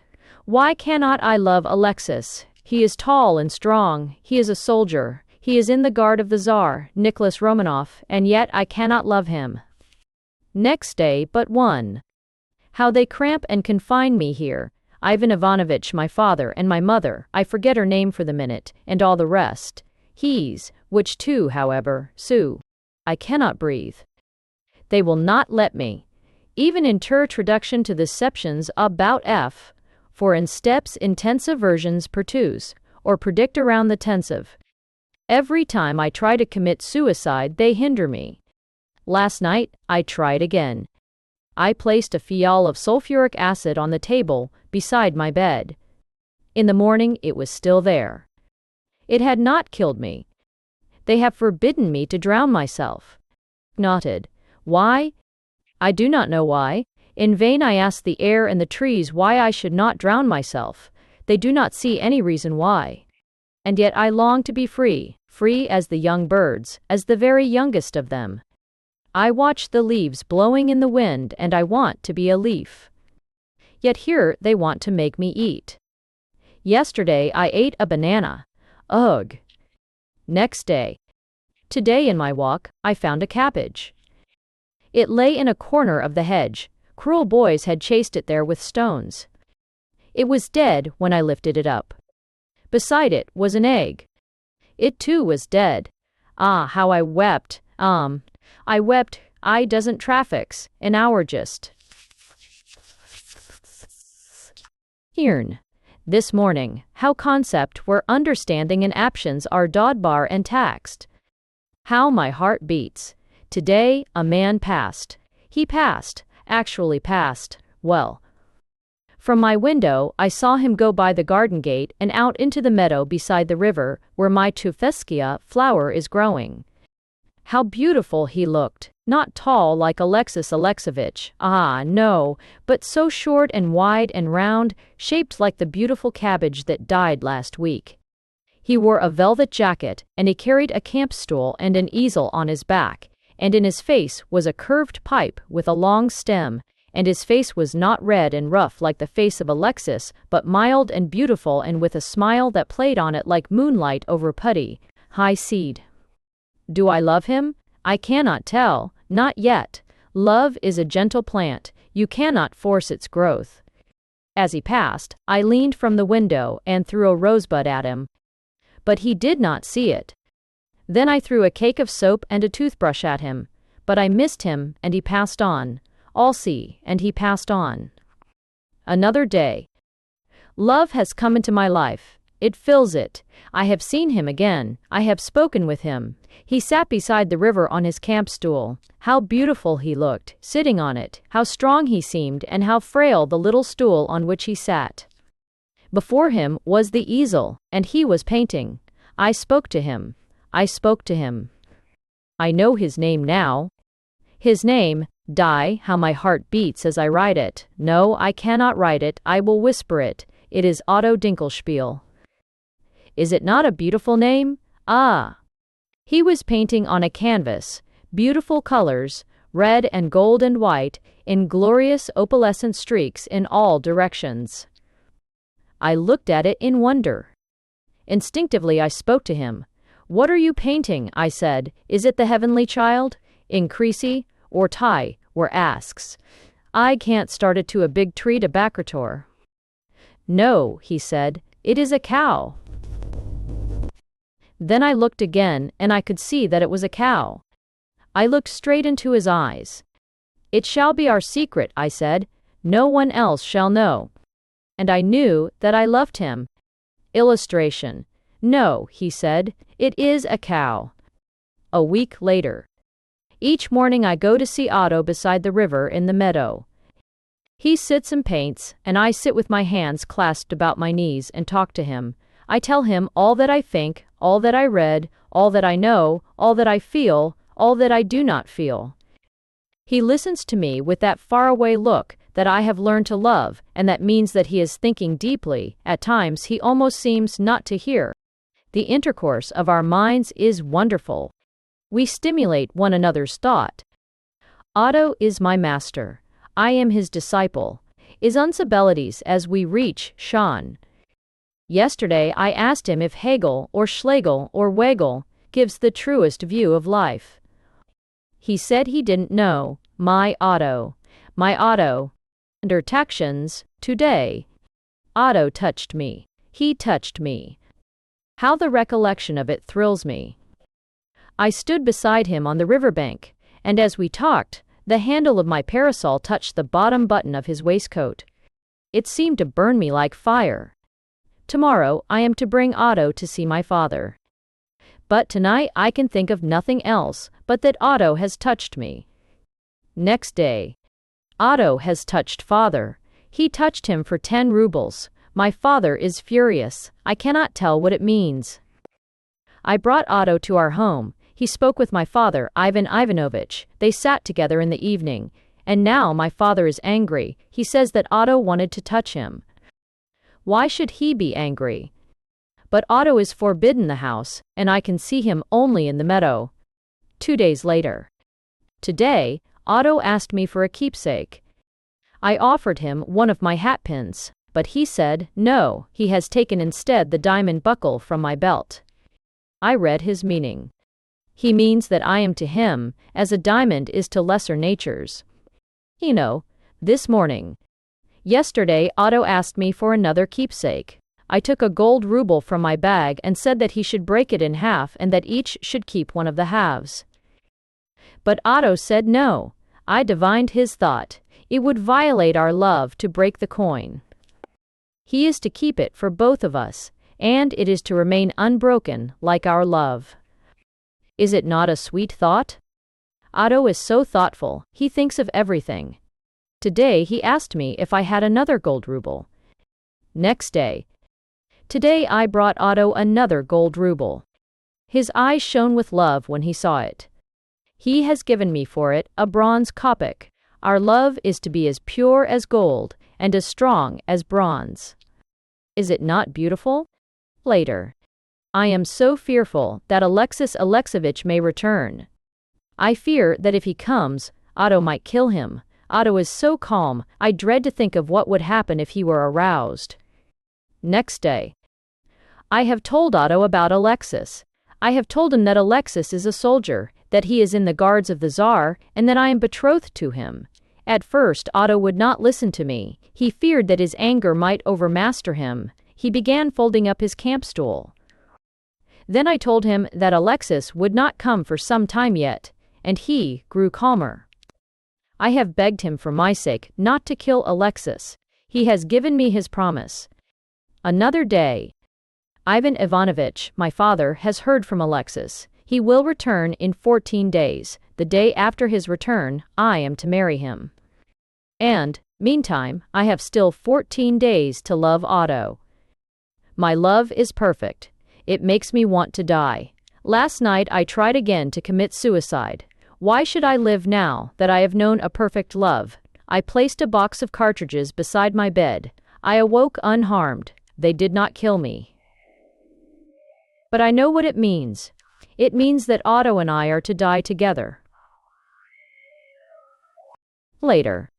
Today I told Otto that we must kill ourselves, that our love is so perfect that we have no right to live. At first, he looked so strange. He suggested that I should kill myself first and that he should starve himself beside my grave. But I could not accept the sacrifice. I offered instead to help him to hang himself beside the river.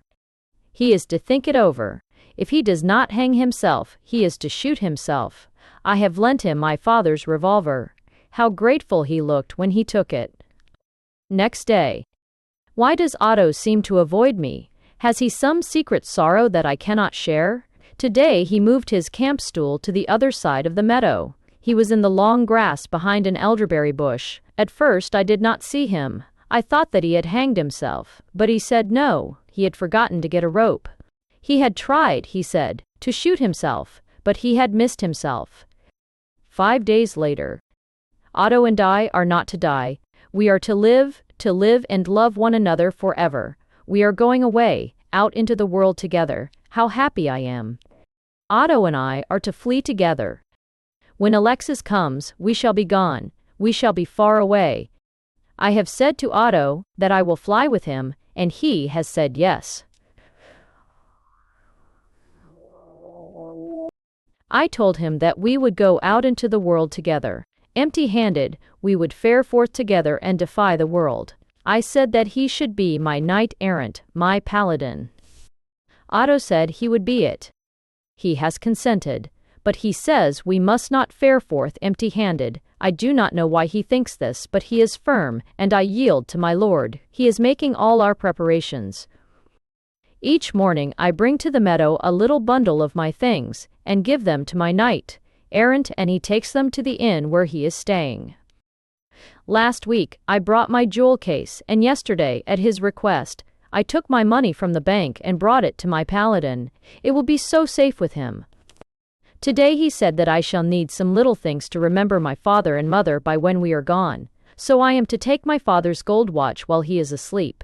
My hero, how thoughtful he is of my happiness. Next day. All is ready.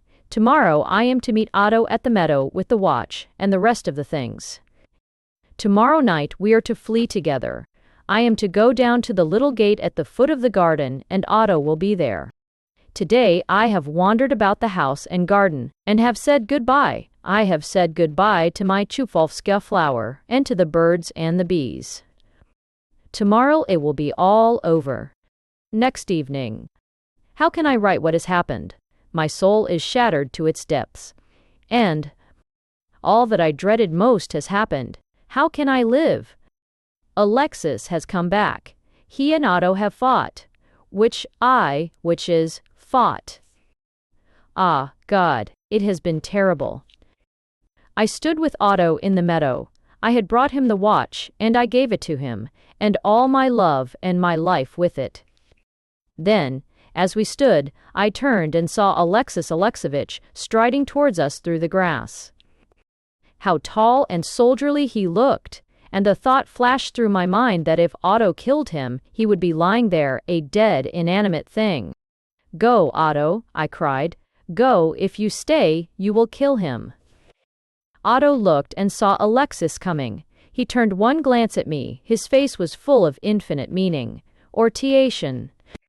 Then, for my sake, he ran. How noble he looked as he ran. Brave heart, he dared not stay and risk the outburst of his anger. But Alexis overtook him. Then beside the riverbank they fought. Ah, but it was terrible to see them fight. Is it not awful when men fight together? I could only stand and wring my hands and look on in agony. First, Alexis seized Otto by the waistband of his trousers and swung him round and round in the air. I could see Otto's face as he went round. The same mute courage was written on it as when he turned to run. Alexis swung Otto round and round until his waistband broke, and he was thrown into the grass. That was the first part of the fight. Then Alexis stood beside Otto and kicked him from behind as he lay in the grass, and they fought like that for some time. That was the second part of the fight. Then came the third and last part. Alexis picked up the easel and smashed the picture over Otto's head. It fastened itself like a collar about his neck. Then Alexis picked Otto up with the picture round his neck and threw him into the stream. He floated. My paladin. He floated. I could see his upturned face as he floated onwards down the stream, through the meadow. It was full of deep resignation. Then Alexis Alexovitch came to me and gathered me up in his arms, and carried me thus across the meadow. He is so tall and strong, and whispered that he loved me, and that tomorrow he would shield me from the world. He carried me thus to the house in his arms among the grass and flowers, and there was my father Ivan Ivanovitch, and my mother Katusha Katushevich. And tomorrow I am to marry Alexis. He had brought back from the inn my jewels and my money, and he gave me again the diamond clasp that Otto had taken from my waist. How can I bear it? Alexis is to take me to Petersburg, and he has bought a beautiful house in the Prospect, and I am to live in it with him, and we are to be rich, and I am to be presented at the court of Nicholas Romanoff and his wife. Ah, is it not dreadful? And I can only think of Otto floating down the stream with the easel about his neck. From the little river he will float into the Dnieper, and from the Dnieper into the Bug, and from the Bug he will float down the Volga, and from the Volga into the Caspian Sea. And from the Caspian Sea there is no outlet, and Otto will float round and round it, forever. Is it not dreadful? Vai. Hannah of the Highlands, or the Laird of Loch Auscherlocherty. Ser Monyagreet, but hoot awa, there's muckle yet, love is na nigh, more you'll see howe'er ye whine, the bonny breeks of Auld Lang Syne. The simple words rang out fresh and sweet upon the morning air. It was Hannah of the Highlands. She was gathering lobsters in the burn that ran through the glen. The scene about her was typically Highland. Wild hills rose on both sides of the burn to a height of 75 feet, covered with a dense highland forest that stretched 100 yards in either direction. At the foot of the burn, a beautiful Scotch loch lay in the hollow of the hills. Beyond it again, through the gap of the hills, was the sea. Through the glen, and close beside the burn where Hannah stood, wound the road that rose again to follow the cliffs along the shore. The tourists in the Highlands will find no more beautiful spot than the Glen of Auscherlocherty. Nor is there any spot which can more justly claim to be historic ground.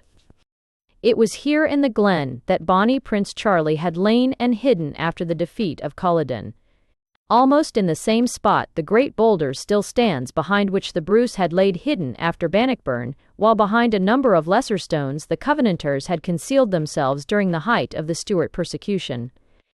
Through the glen Montrose had passed on his fateful ride to Killiecrankie, while at the lower end of it the rock was still pointed out, behind which William Wallace had paused to change his breeches while flying from the wrath of Rob Roy. Grim memories, such as these, gave character to the spot. Indeed, most of the great events of Scotch history had taken place in the glen, while the little loch had been the scene of some of the most stirring naval combats in the history of the Grampian Hills. But there was little in the scene which lay so peaceful on this April morning to recall the sanguinary history of the glen. Its sides at present were covered with a thick growth of gorse, elderberry, eggplants, and gillyflower, while the woods about it were loud with the voice of the throstle, the linnet, the magpie, the jackdaw, and other songbirds of the highlands. It was a gloriously beautiful Scotch morning. The rain fell softly and quietly, bringing dampness and moisture, and almost a sense of wetness to the soft moss underfoot. Grey mists flew hither and thither, carrying with them an invigorating rawness that had almost a feeling of dampness. It is the memory of such a morning that draws a tear from the eye of Scotchmen after years of exile. The Scotch heart, reader, can be moved to its depths by the sight of a raindrop or the sound of a wet rag. And meantime, Hannah, the beautiful Highland girl, was singing. The fresh young voice rose high above the rain. Even the birds seemed to pause to listen, and as they listened to the simple words of the Gaelic folk song, fell off the bough with a thud on the grass. The Highland girl made a beautiful picture as she stood. Her bare feet were in the burn, the rippling water of which laved her ankles. The lobsters played about her feet or clung affectionately to her toes, as if loath to leave the water and be gathered in the folds of her blue apron. It was a scene to charm the heart of a Burne Jones, or an Alma Tadema, or of anybody fond of lobsters. The girl's golden hair flowed widely behind her, gathered in a single braid with a piece of stovepipe wire. "Will you sell me one of your lobsters?" Hannah looked up. There, standing in the burn a few yards above her, was the vision of a young man. The beautiful Highland girl gazed at him fascinated. He seemed a higher order of being. He carried a fishing rod and basket in his hand. He was dressed in a salmon fishing costume of an English gentleman. Salmon fishing boots reached to his thighs, while above them he wore a fishing jacket fastened loosely with a fishing belt about his waist. He wore a small fishing cap on his head. There were no fish in his basket. He drew near to the Highland girl. Hannah knew as she looked at him that it must be Ian McWinus, the new laird. At sight, she loved him. "You're sair welcome," she said, as she handed to the young man the finest of her lobsters. He put it in his basket. Then he felt in the pocket of his jacket and brought out a 6-penny piece. "You must let me pay for it," he said. Hannah took the 6 pence and held it a moment, flushing with true Highland pride. "I'll no be selling the fush for money," she said. Something in the girl's speech went straight to the young man's heart. He handed her half a crown. Whistling lightly, he strode off up the side of the burn. Hannah stood gazing after him, spellbound. She was aroused from her reverie by an angry voice calling her name. "Hannah, Hannah," cried the voice. "Come away, Ben, are ye daft, lass, that ye stand there keeking at a McWinus?" Then Hannah realized what she had done. She had spoken with a McWinus, a thing that no McShamus had done for 150 years. For nearly 2 centuries, the McShamuses and the McWinuses, albeit both dwellers in the glen, had been torn asunder by one of those painful divisions by which the life of the Scotch people is broken into fragments. It had arisen out of a point of spiritual belief. It had been 6 generations agone, at a Highland banquet, in the days when the unrestrained temper of the time gave way to wild orgies, during which theological discussions raged with unrestrained fury. Seamus McShamus, an embittered Calvinist, half crazed perhaps with liquor, had maintained that damnation could be achieved only by faith. Whymper McWinus had held that damnation could be achieved also by good works. Inflamed with drink, McShamus had struck McWinus across the temple with an oatcake and killed him. McShamus had been brought to trial. Although defended by some of the most skilled lawyers of Aucherlocherty, he had been acquitted. On the very night of his acquittal, Faus Orr and Courages and Macwinus, the son of the murdered man, had lain in wait for Seamus McShamus, in the hollow of the glen road where it rises to the cliff, and had shot him through the bagpipes. Since then, the feud had raged with unquenched bitterness for a century and a half. With each generation, the difference between the two families became more acute. They differed on every possible point. They wore different tartans, sat under different ministers, drank different brands of whiskey, and upheld different doctrines in regard to eternal punishment. To add to the feud, the McWinuses had grown rich, while the McShamuses had become poor. At least once in every generation a McWinus or a McShamus had been shot, and always of the turn of the glen road where it rose to the edge of the cliff.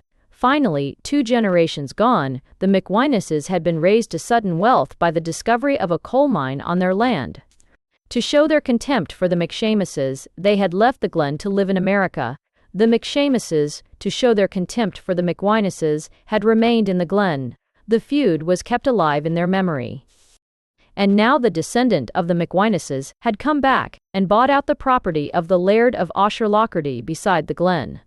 Ian McWinus knew nothing of the feud. Reared in another atmosphere, the traditions of Scotland had no meaning for him. He had entirely degenerated.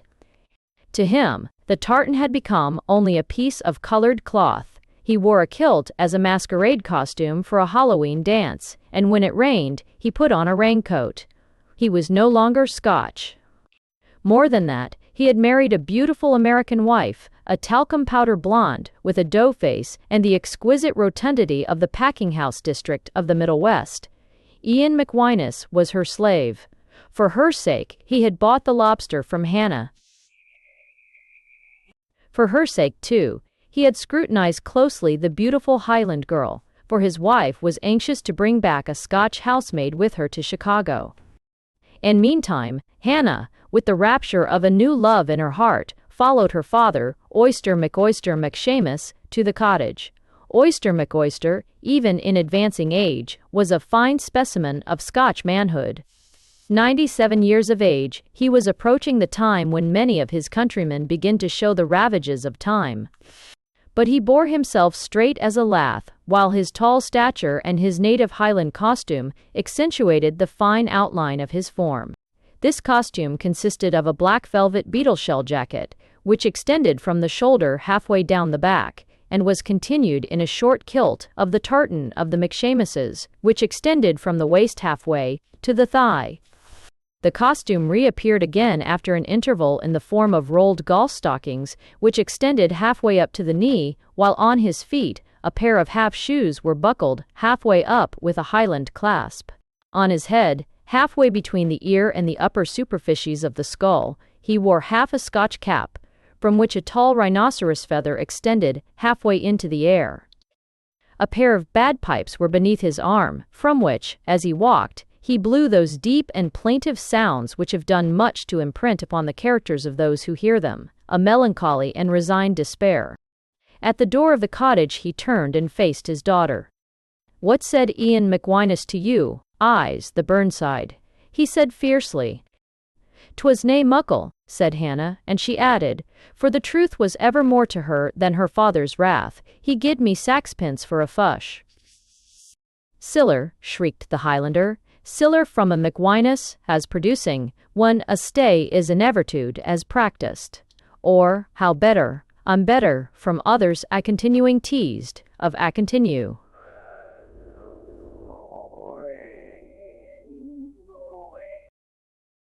Hannah handed him the sixpence.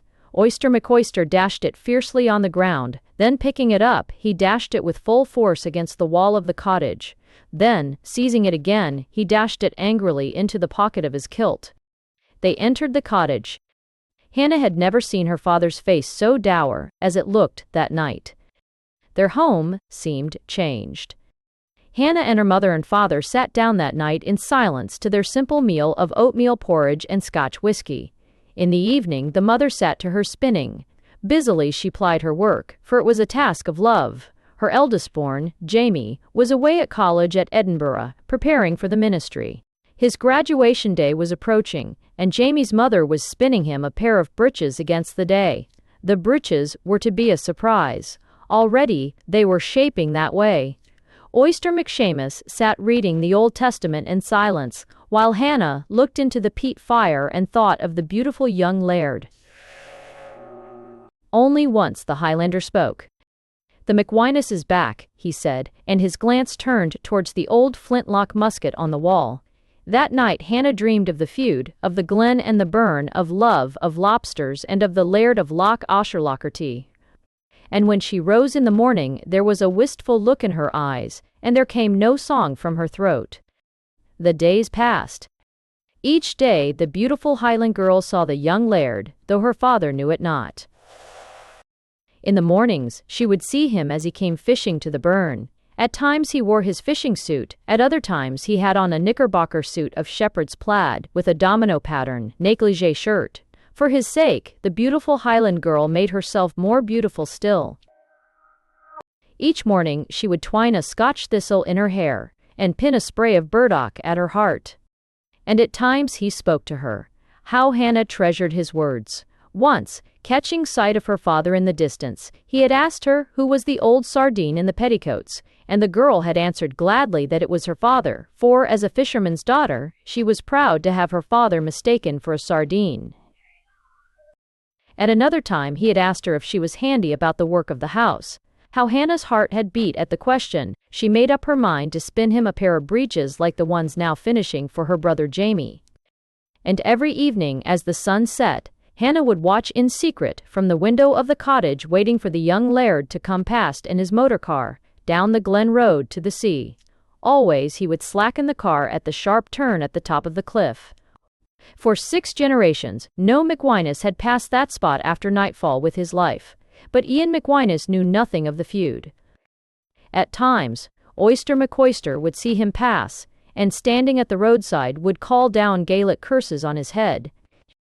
Once, when her father was from home, Hannah had stood on the roadside, and Ian had stopped the machine and had taken her with him in the car for a ride. Hannah, her heart beating with delight, had listened to him as he explained how the car was worked. Had her father known that she had sat thus beside a McWinus, he would have slain her where she sat. The tragedy of Hannah's love ran swiftly to its close. Each day she met the young laird at the burn. Each day she gave him the finest of her lobsters. She wore a new thistle every day. And every night, in secret as her mother slept, she span a new concentric section of his breeches. And the young laird, when he went home, said to the talcum blonde that the Highland fisher girl was not half such a damn fool as she seemed. Then came the fateful afternoon. He stood beside her at the burn. "Hannah," he said, as he bent towards her, "I want to take you to America." Hannah had fallen fainting in his arms. Ian propped her against a tree and went home. An hour later, when Hannah entered her home, her father was standing behind the fireplace. He was staring fixedly into the fire, with the flintlock musket in his hands. There was the old dour look of the feud upon his face, and there were muttered curses on his lips. His wife Ellen clung to his arm and vainly sought to quiet him. "Curse him," he muttered. "I'll e'en kill him the night as he passes in his deal machine." Then Hannah knew that Oyster McShamus had seen her with Ian beside the burn. She turned and fled from the house. Straight up the road she ran across towards the manor house of Aucherlocherty to warn Ian. To save him from her father's wrath, that was her one thought. Chapter 9. The motorway night gathered about the Highland girl as she ran. The rain clouds and the gathering storm hung low with fitful lightning overhead. She still ran on. About her was the rolling of the thunder and the angry roaring of the swollen burn. Then the storm broke upon the darkness with all the fury of the Highland gale. The sky was rent with the fierce play of the elements. Yet on Hannah ran. Again and again the lightning hit her, but she ran on still. She fell over the stones, tripped and stumbled in the ruts, butted into the hedges, cannoned off against the stone walls, but she never stopped. She went quicker and quicker. The storm was awful. Lightning, fire, flame, and thunder were all about her. Trees were falling, hurdles were flying, birds were being struck by lightning. Dogs, sheep, and even cattle were hurled through the air. She reached the manor house and stood a moment at the door. The storm had lulled, the rain ceased, and for a brief moment there was quiet. The light was streaming from the windows of the house. Hannah paused. Suddenly her heart misgave her. Her quick ear had caught the sound of a woman's voice within. She approached the window and looked in. Then, as if rooted to the spot, the Highland girl gazed and listened at the pane. Ian lay upon a sofa. The négligé dressing gown that he wore enhanced the pallid beauty of his face. Beside him sat the talcum powder blonde. She was feeding him with chocolates. Hannah understood. Ian had trifled with her love. He had bought her lobsters to win her heart, only to cast it aside. Illustration. Hannah understood. Hannah turned from the window. She plucked the thistle from her throat and flung it on the ground. Then, as she turned her eye, she caught sight of the motor standing in the shed. "The deal machine," she muttered, while the wild light of Highland frenzy gathered in her eye. Then, as she rushed to it and tore the tarpaulin from off it, "Ye'll no be wanting of a mark the night, Oyster McShamus," she cried. A moment later, the motor, with Hannah at the wheel, was thundering down the road to the glen.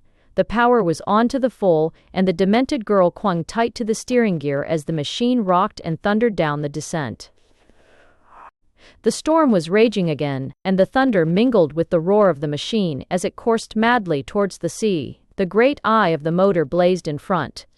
The lurid light of it flashed a second on the trees, and the burn as it passed, and flashed blinding on the eyes of Oyster as he stood erect on the cliffside below, musket in hand, and faced the blazing apparition that charged upon him with the old Highland blood surging in his veins.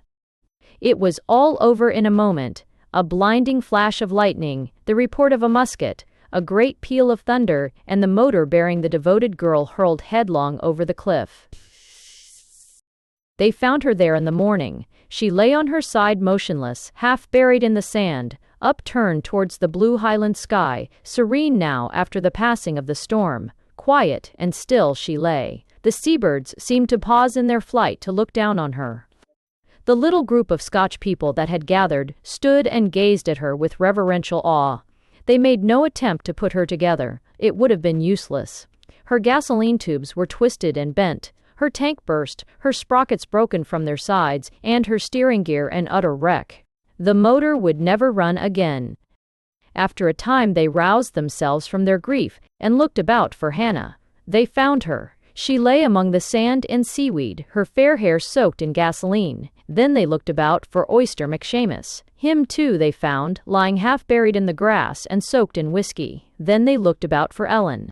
They found her lying across the door of the cottage, half buried in Jamie's breeches.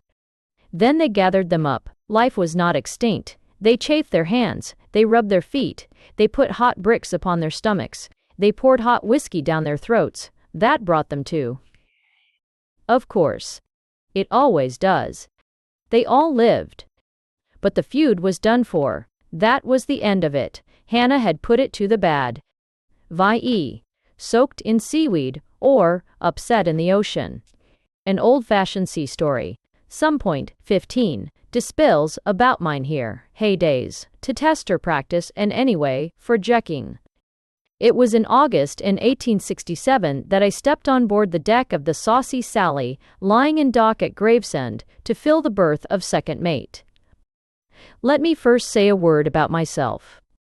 I was a tall, handsome young fellow, squarely and powerfully built, bronzed by the sun and the moon, and even copper-colored in spots from the effect of the stars, and with a face in which honesty, intelligence, and exceptional brain power were combined with Christianity, simplicity, and modesty.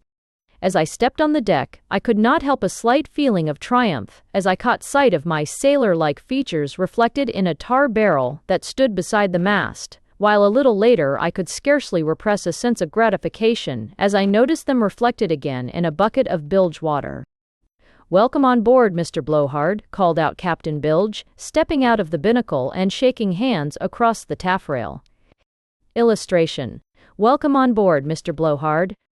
I saw before me a fine sailor-like man of from 30 to 60, clean-shaven, except for an enormous pair of whiskers, a heavy beard, and a thick mustache, powerful in build, and carrying his beam well aft, in a pair of broad duck trousers across the back of which there would have been room to write a history of the British Navy. Beside him were the first and third mates, both of them being quiet men of poor stature, who looked at Captain Bilge with what seemed to me an apprehensive expression in their eyes. The vessel was on the eve of departure. Her deck presented that scene of bustle and alacrity dear to the sailor's heart. Men were busy nailing up the masts, hanging the bowsprit over the side, varnishing the lee scuppers, and pouring hot tar down the companionway. Captain Bilge, with a megaphone to his lips, kept calling out to the men in his rough sailor fashion, "On motor two." Now then, don't overexert yourselves, gentlemen. Remember, please, that we have plenty of time. Keep out of the sun as much as you can. Step carefully in the rigging there, Jones. I fear it's just a little high for you. Tut, tut, Williams. Don't get yourself so dirty with that tar. We won't look fit to be seen. Or, he won't look fit to be seen. I stood leaning over the gaff of the mainsail and thinking, dear reader, of my mother. I hope that you will think none the less of me for that. Whenever things look dark, I lean up against something and think of mother. If they get positively black, I stand on one leg and think of father. After that, I can face anything. Did I think, too, of another, younger than mother and fairer than father? Yes, I did. Bear up, darling, I had whispered as she nestled her head beneath my oilskins and kicked out backward with one heel in the agony of her girlish grief. In 5 years the voyage will be over, and after 3 more like it, I shall come back with money enough to buy a second-hand fishing net and settle down on shore. Meantime, the ship's preparations were complete. The masts were all in position, the sails nailed up, and men with axes were busily chopping away the gangway. All ready? Called the captain, and people work up. Aye, aye, sir. Then hoist the anchor inboard and send a man down with the key to open the bar. Opening the bar, the last sad rite of departure. How often in my voyages have I seen it, the little group of men soon to be exiled from their home, standing about with saddened faces, waiting to see the man with the key open the bar, held there by some strange fascination. Next morning, with a fair wind astern, we had buzzed around the corner of England, and were running down the Channel. I know no finer sight, for those who have never seen it, than the English Channel. It is the highway of the world. Ships of all nations are passing up and down, Dutch, Scotch, Venezuelan, and even American. Chinese junks rush to and fro. Warships, motor yachts, icebergs, and lumber rafts are everywhere. If I add to this fact that so thick a fog hangs over it that it is entirely hidden from sight, my readers can form some idea of the majesty of the scene. We had now been 3 days at sea. My first seasickness was wearing off, and I thought less of father. On the 3rd morning, Captain Bilge descended to my cabin. Mr. Blowhard, he said, I must ask you to stand double watches. What is the matter? I inquired. The 2 other mates have fallen overboard, he said uneasily, and avoiding my eye. All. I contented myself with saying, Very good, sir, but I could not help thinking it a trifle odd that both the mates should have fallen overboard in the same night. Surely there was some mystery in this. 2 mornings later, the captain appeared at the breakfast table, with the same shifting and uneasy look in his eye. Anything wrong, sir? I asked. Yes, he answered, trying to appear at ease and twisting a fried egg to and fro between his fingers with such nervous force as almost to break it in two. I regret to say that we have lost the boatswain. The boatswain, I cried. Yes, said Captain Bilge more quietly. He is overboard. I blame myself for it, partly. It was early this morning. I was holding him up in my arms to look at an iceberg, and, quite accidentally, I assure you, I dropped him overboard. Captain Bilge, I asked, have you taken any steps to recover him? Or self, others? Not as yet, he replied uneasily. I looked at him fixedly, but said nothing. 10 days passed. The mystery thickened. On Thursday, 2 men of the starboard watch were reported missing. On Friday, the carpenter's assistant disappeared. On the night of Saturday, a circumstance occurred which, slight as it was, gave me some clue as to what was happening. As I stood at the wheel about midnight, I saw the captain approach in the darkness carrying the cabin boy by the hind leg. The lad was a bright little fellow, whose merry disposition had already endeared him to me, and I watched with some interest to see what the captain would do to him. Arrived at the stern of the vessel, Captain Bilge looked cautiously around a moment and then dropped the boy into the sea. For a brief instant the lad's head appeared in the phosphorus of the waves. The captain threw a boot at him, sighed deeply, and went below. Here then was the key to the mystery. The captain was throwing the crew overboard. Next morning we met at breakfast as usual. "Poor little Williams has fallen overboard," said the captain, seizing a strip of ship's bacon and tearing at it with his teeth as if he almost meant to eat it. "Captain," I said, greatly excited, stabbing at a ship's loaf in my agitation with such ferocity as almost to drive my knife into it, "you threw that boy overboard." "I did," said Captain Bilge, grown suddenly quiet. "I threw them all over and intend to throw the rest. Listen, Blowhard, you are young, ambitious, and trustworthy. I will confide in you."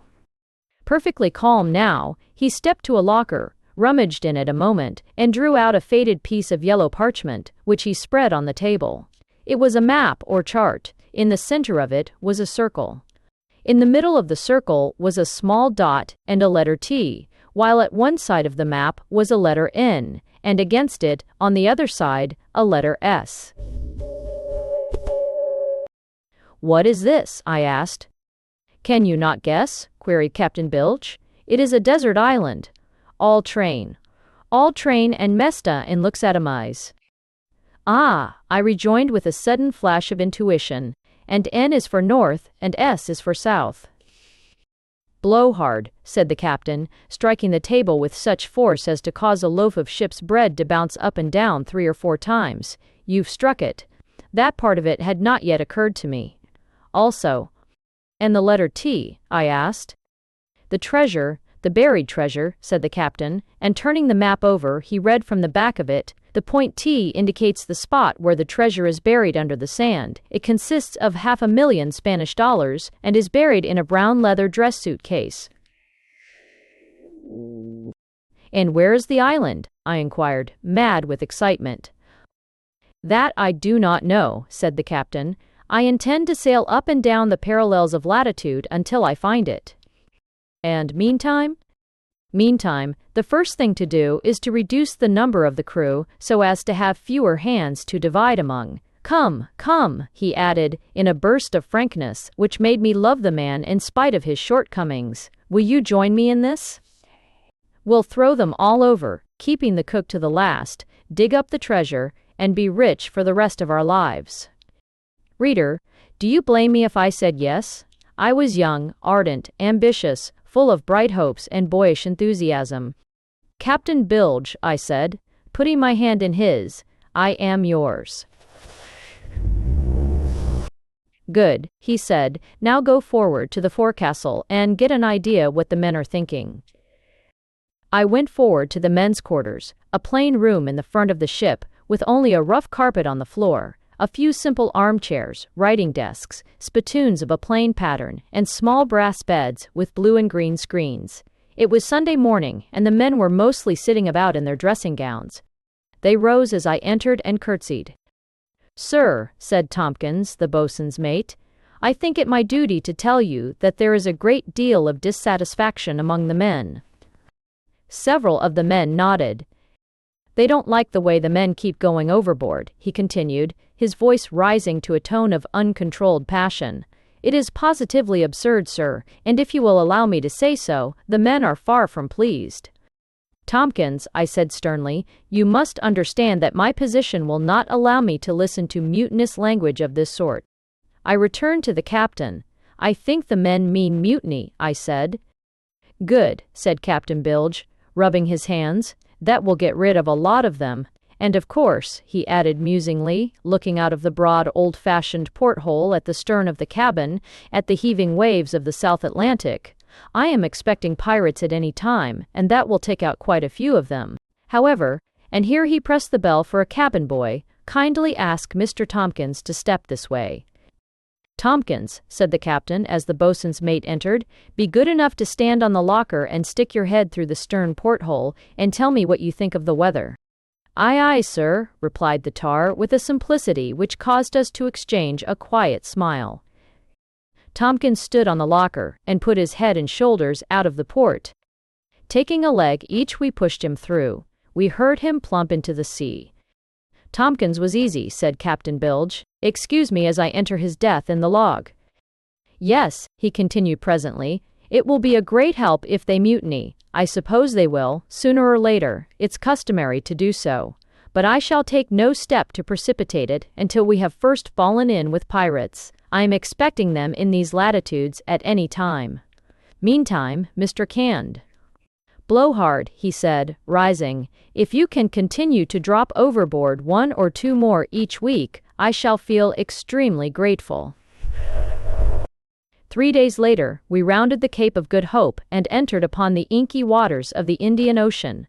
Our course lay now in zigzags and, the weather being favorable, we sailed up and down at a furious rate over a sea as calm as glass. On the 4th day, a pirate ship appeared. Reader, I do not know if you have ever seen a pirate ship. The sight was one to apple the stoutest heart. The entire ship was painted black. A black flag hung at the masthead. The sails were black, and on the deck people dressed all in black walked up and down arm in arm. The words "pirate ship" were painted in white letters on the bow. At the sight of it, our crew were visibly cowed. It was a spectacle that would have cowed a dog. The 2 ships were brought side by side. They were then lashed tightly together with bag string and binder twine, and a gangplank laid between them. In a moment, the pirates swarmed upon our deck, rolling their eyes, gnashing their teeth, and filing their nails. Then the fight began. It lasted 2 hours, with 15 minutes off for lunch. It was awful. The men grappled with one another, kicked one another from behind, slapped one another across the face, and in many cases completely lost their temper and tried to bite one another.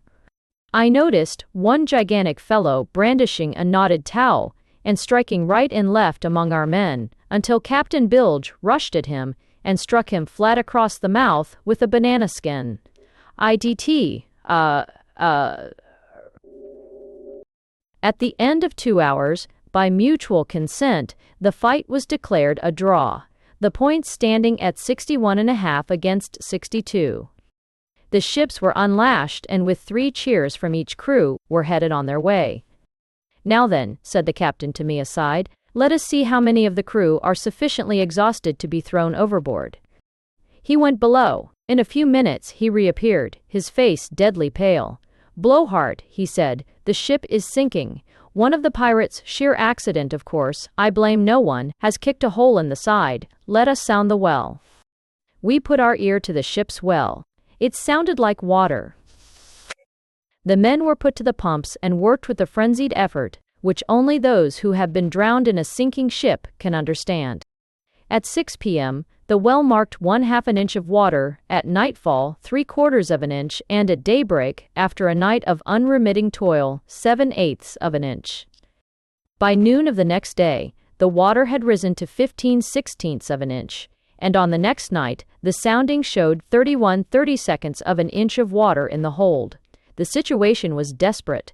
At this rate of increase, few, if any, could tell where it would rise to in a few days. That night the captain called me to his cabin. He had a book of mathematical tables in front of him, and great sheets of vulgar fractions littered the floor on all sides. The ship is bound to sink, he said. In fact, Blowhard, she is sinking. I can prove it. It may be 6 months, or it may take years, but if she goes on like this, sink she must. There is nothing for it but to abandon her. That night, in the dead of darkness, while the crew were busy at the pumps, the captain and I built a raft. Unobserved, we cut down the masts, chopped them into suitable lengths, laid them crosswise in a pile, and lashed them tightly together with bootlaces. Hastily, we threw on board a couple of boxes of food and bottles of drinking fluid, a sextant, a chronometer, a gas meter, a bicycle pump, and a few other scientific instruments. Then, taking advantage of a roll in the motion of the ship, we launched the raft, lowered ourselves upon a line, and under cover of the heavy dark of a tropical night, we paddled away from the doomed vessel. The break of day found us a tiny speck on the Indian Ocean. We looked about as big as this, CNT2. In the morning, after dressing and shaving as best we could, we opened our box of food and drink. Then came the awful horror of our situation. One by one, the captain took from the box the square blue tins of canned beef which it contained. We counted 52 in all, Anxiously and with drawn faces, we watched until the last can was lifted from the box. A single thought was in our minds. When the end came, the captain stood up on the raft with wild eyes staring at the sky. "The can opener," he shrieked. "Just heaven, the can opener." He fell prostrate. Often he fell prostrate. Meantime, with trembling hands, I opened the box of bottles. It contained lager beer bottles, each with a patent tin top. One by one, I took them out. There were 52 in all. As I withdrew the last one and saw the empty box before me, I shrieked out, the thing, oh merciful heaven, the thing you open them with." I fell prostrate upon the captain. We awoke to find ourselves still a mere speck upon the ocean. We felt even smaller than before. Over us was the burnished copper sky of the tropics. The heavy leaden sea lapped the sides of the raft. All about us was a litter of corned beef cans and lager beer bottles. Our sufferings in the ensuing days were indescribable. We beat and thumped at the cans with our fists. Even at the risk of spoiling the tins forever, we hammered them fiercely against the raft. We stamped on them, bit at them, and swore at them. We pulled and clawed at the bottles with our hands, and chipped and knocked them against the cans, regardless even of breaking the glass and ruining the bottles. It was futile. Then, day after day, we sat in moody silence, gnawed with hunger, with nothing to read, nothing to smoke, and practically nothing to talk about. On the 10th day, the captain broke silence. "Get ready the lots, Blowhard," he said. "It's got to come to that. Or first, now "Yes," I answered drearily, "we're getting thinner every day. Or, why?" Then, with the awful prospect of cannibalism before us, we drew lots. I prepared the lots and held them to the captain. He drew the longer one. "Which does that mean?" he asked, trembling between hope and despair. "Do I win?" "No, Bilge," I said sadly. "You lose. Once it'd tell me in how water." But I mustn't dwell on the days that followed, the long, quiet days of lazy dreaming on the raft, during which I slowly built up my strength, which had been shattered by privation. They were days, dear reader, of deep and quiet peace, and yet I cannot recall them without shedding a tear for the brave man who made them what they were. It was on the 5th day after that I was awakened from a sound sleep by the bumping of the raft against the shore. I had eaten perhaps over-heartily, and had not observed the vicinity of land. Before me was an island, the circular shape of which, with its low, sandy shore, recalled at once its identity. "The treasure island," I cried. "At last I am rewarded for all my heroism." In a fever of haste, I rushed to the center of the island. What was the sight that confronted me? A great hollow scooped in the sand, an empty dress suit case lying beside it, and on a ship's plank driven deep into the sand, the legend, Saucy Sally, October 1867, one Thad. The miscreants had made good the vessel, headed it for the island of whose existence they must have learned from the chart we so carelessly left upon the cabin table, and had plundered poor Bilge and me of our well-earned treasure. Sick with the sense of human ingratitude, I sank upon the sand. The island became my home. There I eked out a miserable existence, feeding on sand and gravel, and dressing myself in cactus plants. Years passed. Eating sand and mud slowly undermined my robust constitution. I fell ill. I died. I buried myself. Would that others who write sea stories would do as much. Ix. Caroline's Christmas, or The Inexplicable Infant. Infant, est, infant. It was Xmas. Xmas with its mantle of white snow, scintillating from 1,000 diamond points. Xmas with its good cheer, its peace on earth. Xmas with its feasting and merriment. Xmas with its, well, anyway, it was Xmas. Or no, that's a slight slip. It wasn't exactly Xmas. It was Xmas Eve. Xmas Eve with its mantle of white snow lying beneath the calm moonlight, and, in fact, with practically the above list of accompanying circumstances with a few obvious emendations. Yes, it was Xmas Eve. And more than that. Listen to where it was, Xmas. It was Xmas Eve on the old homestead. Reader, do you know, by sight, the old homestead? In the pauses of your work at your city desk, where you have grown rich and avaricious, does it never rise before your mind's eye, the quiet old homestead that knew you as a boy before your greed of gold tore you away from it? The old homestead that stands beside the road, just on the rise of the hill, with its dark spruce trees wrapped in snow, the snug barns and the straw stacks behind it, while from its windows there streams a shaft of light from a coal oil lamp, about as thick as a slate pencil, that you can see 4 miles away, from the other side of the cedar swamp in the hollow. Don't talk to me of your modern searchlights and your incandescent arcs. Beside that gleam of light from the coal oil lamp in the farmhouse window, it will shine clear to the heart across 30 years of distance. Do you not turn, I say, sometimes, reader, from the roar and hustle of the city with its ill-gotten wealth and its godless creed of mammon, to think of the quiet homestead under the brow of the hill? You don't. Well, you skunk. It was Xmas Eve. The light shone from the windows of the homestead farm. The light of the log fire rose and flickered and mingled its red glare on the windows with the calm yellow of the lamplight. John Enderby and his wife sat in the kitchen room of the farmstead. Do you know it, reader? The room called the kitchen, with the open fire on its old brick hearth and the cook stove in the corner. It is the room of the farm where people cook and eat and live. It is the living room.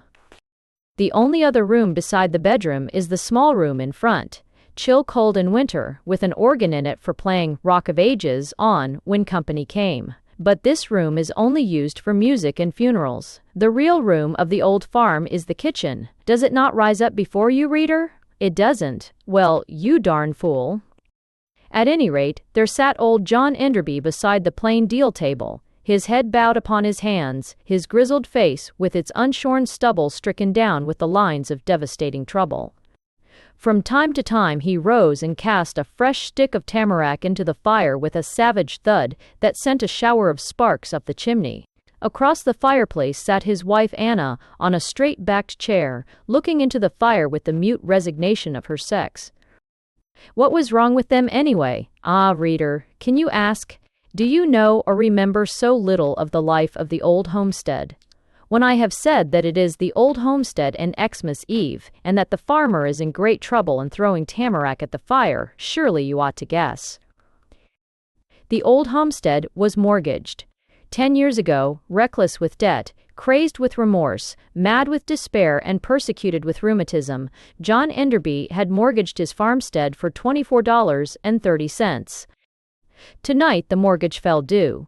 Tonight at midnight, Xmas night. Such is the way in which mortgages of this kind are always drawn. Yes, sir, it was drawn with such diabolical skill that on this night of all nights the mortgage would be foreclosed. At midnight, the men would come with hammer and nails and foreclose it, nail it up tight. So the afflicted couple sat. Anna, with the patient resignation of her sex, sat silent or at times endeavored to read. She had taken down from the little wall shelf Bunyan's Holy Living and Holy Dying. She tried to read it. She could not. Then she had taken Dante's Inferno. She could not read it. Then she had selected Kant's Critique of Pure Reason.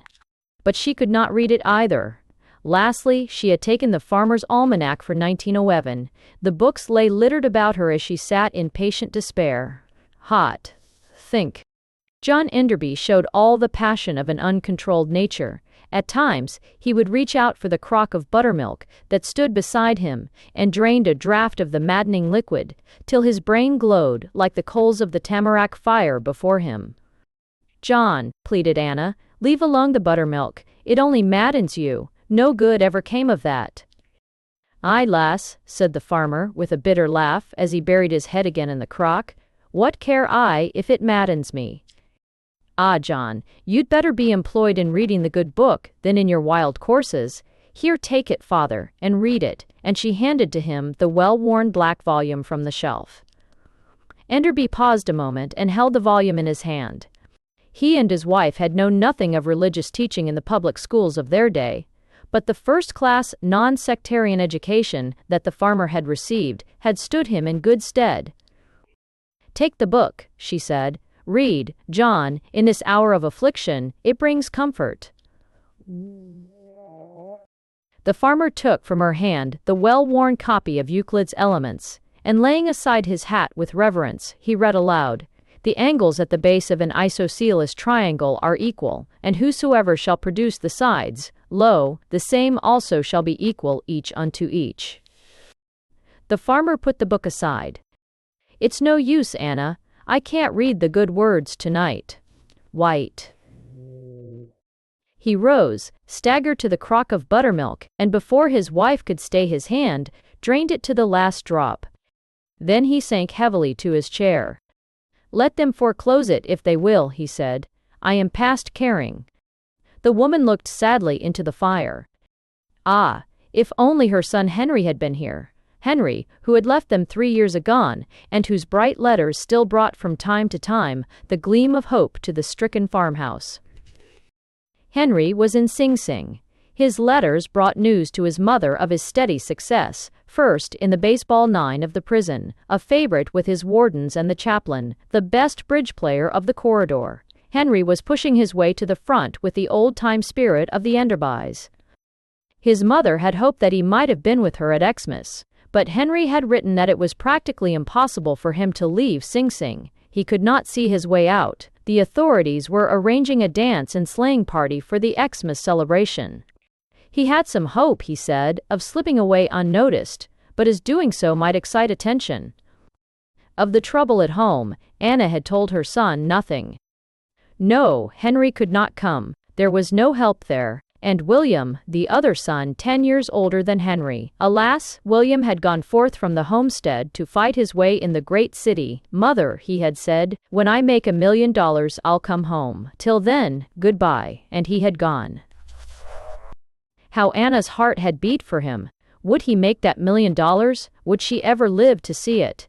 And as the years passed, she and John had often sat in the evenings picturing William at home again, bringing with him $1 million, or picturing the $1 million sent by express with love. But the years had passed. William came not. He did not come. The great city had swallowed him up, as it has many another lad from the old homestead. Anna started from her musing. What was that at the door? The sound of a soft and timid rapping, and through the glass of the door-pane, a face, a woman's face looking into the fire-lit room with pleading eyes. What was it she bore in her arms, the little bundle that she held tight to her breast to shield it from the falling snow? Can you guess, reader? Try 3 guesses and see. Right you are, that's what it was. The farmer's wife went hastily to the door. "Lord's mercy," she cried. "What are you doing out on such a night? Come in, child, to the fire." The woman entered, carrying the little bundle with her and looking with wide eyes. They were at least 1.5 inches across at Enderby and his wife. Anna could see that there was no wedding ring on her hand. "Your name?" said the farmer's wife. "My name is Caroline," the girl whispered. The rest was lost in the low tones of her voice. "I want shelter," she paused. "I want you to take the child." Anna took the baby and laid it carefully on the top shelf of the cupboard. Then she hastened to bring a glass of water and a doughnut, and set it before the half-frozen girl. "Assay and warm yourself, Popper, and warm yourself." And John rose from his seat. "I'll have no child of that sort here," he said. "John, John," pleaded Anna, "remember what the good book says. Things which are equal to the same thing are equal to one another." John sank back in his chair. And why had Caroline no wedding ring? Ah, reader, can you not guess? Well, you can't. It wasn't what you think at all, so there. Caroline had no wedding ring because she had thrown it away in bitterness as she tramped the streets of the great city. Why, she cried, should the wife of a man in the penitentiary wear a ring? Then she had gone forth with the child from what had been her home. It was the old sad story. She had taken the baby and laid it tenderly, gently on a seat in the park. Then she walked rapidly away. A few minutes after, a man had chased after Caroline with the little bundle in his arms. "I beg your pardon," he said, panting. "I think you left your baby in the park." Caroline thanked him. Next she took the baby to the grand central waiting room, kissed it tenderly, and laid it on a shelf behind the lunch counter. A few minutes, an official, beaming with satisfaction, had brought it back to her. "Yours, I think, madam," he said as he handed it to her. Caroline thanked him. Then she had left it at the desk of the Waldorf Astoria and at the ticket office of the subway. It always came back. Once or twice she took it to the Brooklyn Bridge and threw it into the river, but perhaps something in the way it fell through the air touched the mother's heart and smote her, and she had descended to the river and fished it out. Then Caroline had taken the child to the country. At first, she thought to leave it on the wayside, and she had put it down in the snow, and standing a little distance off, had thrown mullein stalks at it, but something in the way the little bundle lay covered in the snow appealed to the mother's heart. She picked it up and went on. "Somewhere," she murmured, "I shall find a door of kindness open to it." Soon after she had staggered into the homestead. Anna, with true woman's kindness, asked no questions. She put the baby carefully away in a trunk, saw Caroline safely to bed in the best room, and returned to her seat by the fire. The old clock struck 20 minutes past 8. Again, a knock sounded at the door. There entered the familiar figure of the village lawyer. His astrachan coat of yellow dogskin, his celluloid collar and boots, which reached no higher than the ankle, contrasted with the rude surroundings of the little room. "Enderby," he said, "can you pay?" "Lawyer Perkins," said the farmer, "give me time and I will, so help me, give me 5 years more and I'll clear this debt to the last cent." "John," said the lawyer, touched in spite of his rough dogskin exterior, "I couldn't, if I would. These things are not what they were. It's a big New York corporation, Pincham and Company, that makes these loans now, and they take their money on the day, or they sell you up. I can't help it. So there's your notice, John, and I am sorry. No, I'll take no buttermilk. I must keep a clear head to work." And with that, he hurried out into the snow again. Illustration. "No, I'll take no buttermilk. I must keep a clear head to work."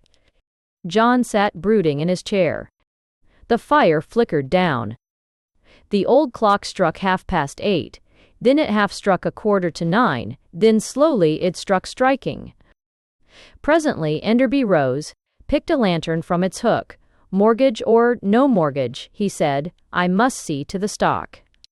He passed out of the house, and standing in the yard, looked over the snow to the cedar swamp beyond, with the snow winding through it, far in the distance, the lights of the village far away. He thought of the 40 years he had spent here on the homestead, the rude pioneer days, the house he had built for himself, with its plain furniture, the old-fashioned spinning wheel on which Anna had spun his trousers, the wooden telephone, and the rude skidway on which he ate his meals. He looked out over the swamp and sighed.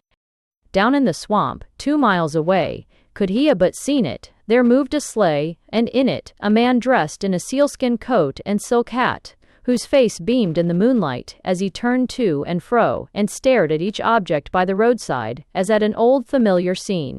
Round his waist was a belt containing $1,000,000 in gold coin, and as he halted his horse in an opening of the road, he unstrapped the belt and counted the coins.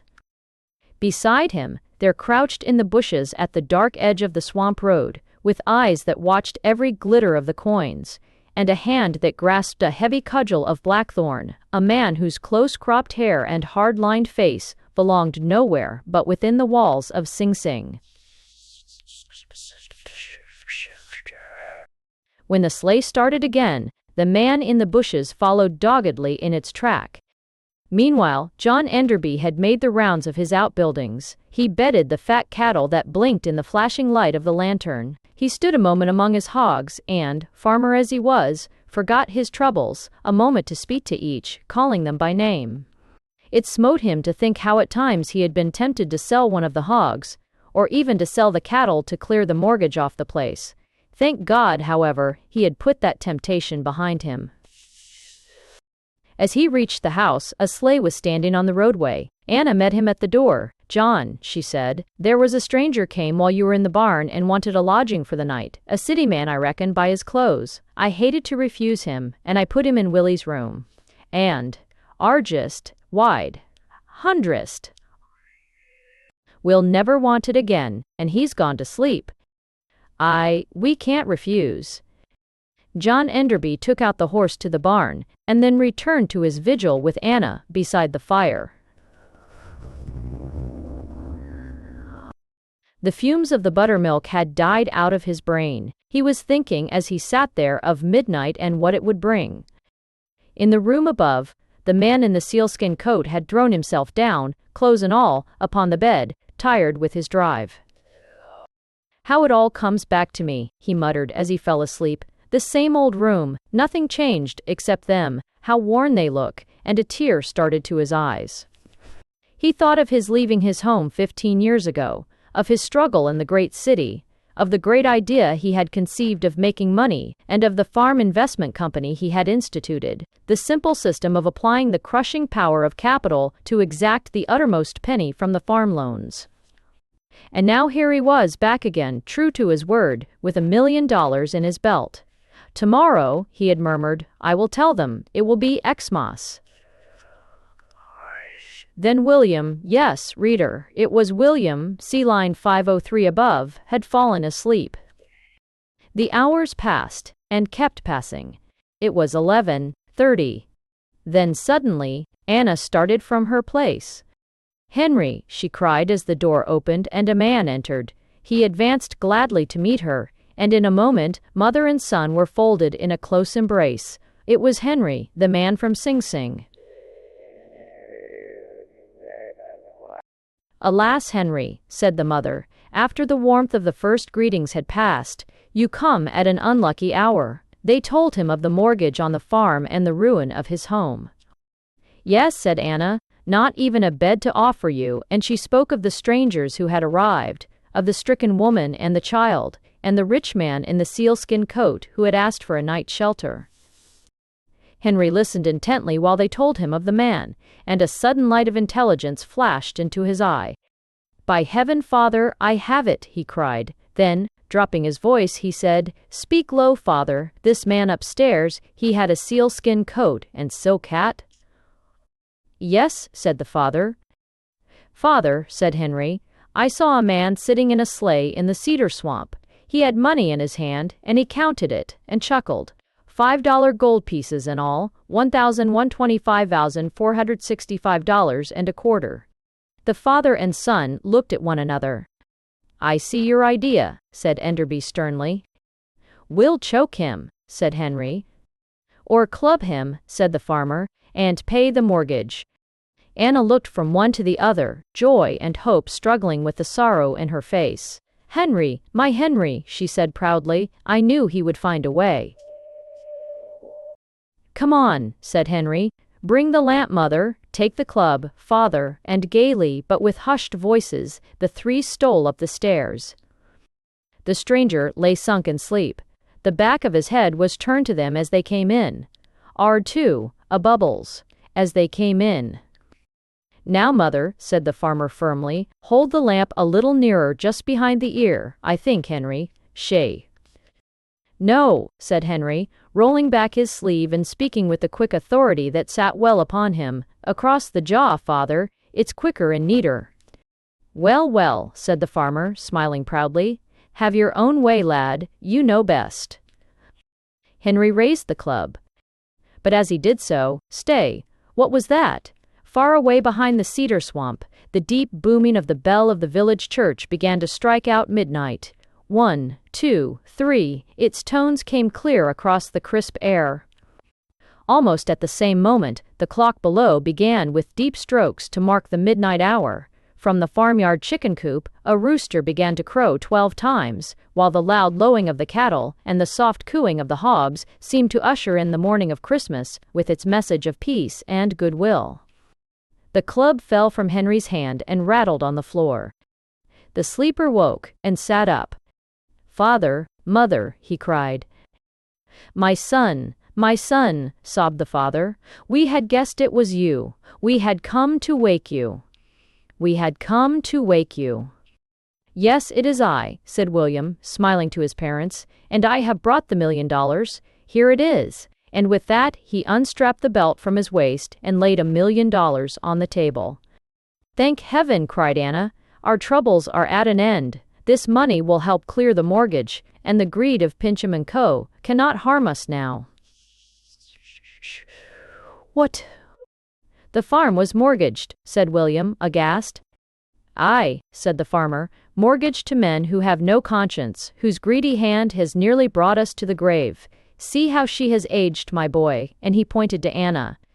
Father, said William in deep tones of contrition, I am Pincham and Co. Heaven help me, I see it now. I see at what expense of suffering my fortune was made. I will restore it all, these $1 million, to those I have wronged. No, said his mother softly. You repent, dear son, with true Christian repentance. That is enough. You may keep the money. We will look upon it as a trust, a sacred trust, and every time we spend $1 of it on ourselves, we will think of it as a trust. Yes, said the farmer softly, your mother is right. The money is a trust, and we will restock the farm with it, buy out the Joneses' property, and regard the whole thing as a trust. At this moment, the door of the room opened. A woman's form appeared. It was Caroline, robed in one of Anna's directoire nightgowns.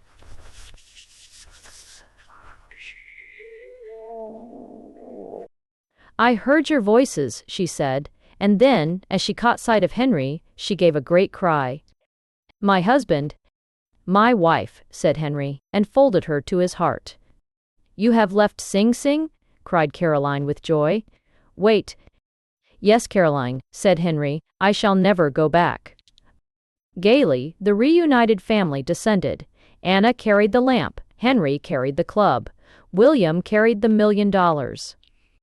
The tamarack fire roared again upon the hearth.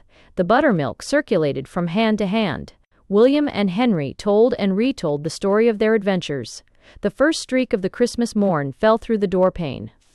Ah, my sons, said John Enderby, henceforth let us stick to the narrow path. What is it that the good book says? A straight line is that which lies evenly between its extreme points. Ah, Scepter Standard. X. The Man in Asbestos, an allegory of the future. To begin with, let me admit that I did it on purpose. Perhaps it was partly from jealousy. It seemed unfair that other writers should be able at will to drop into a sleep of 400 or 500 years, and to plunge head-first into a distant future and be a witness of its marvels. I wanted to do that too.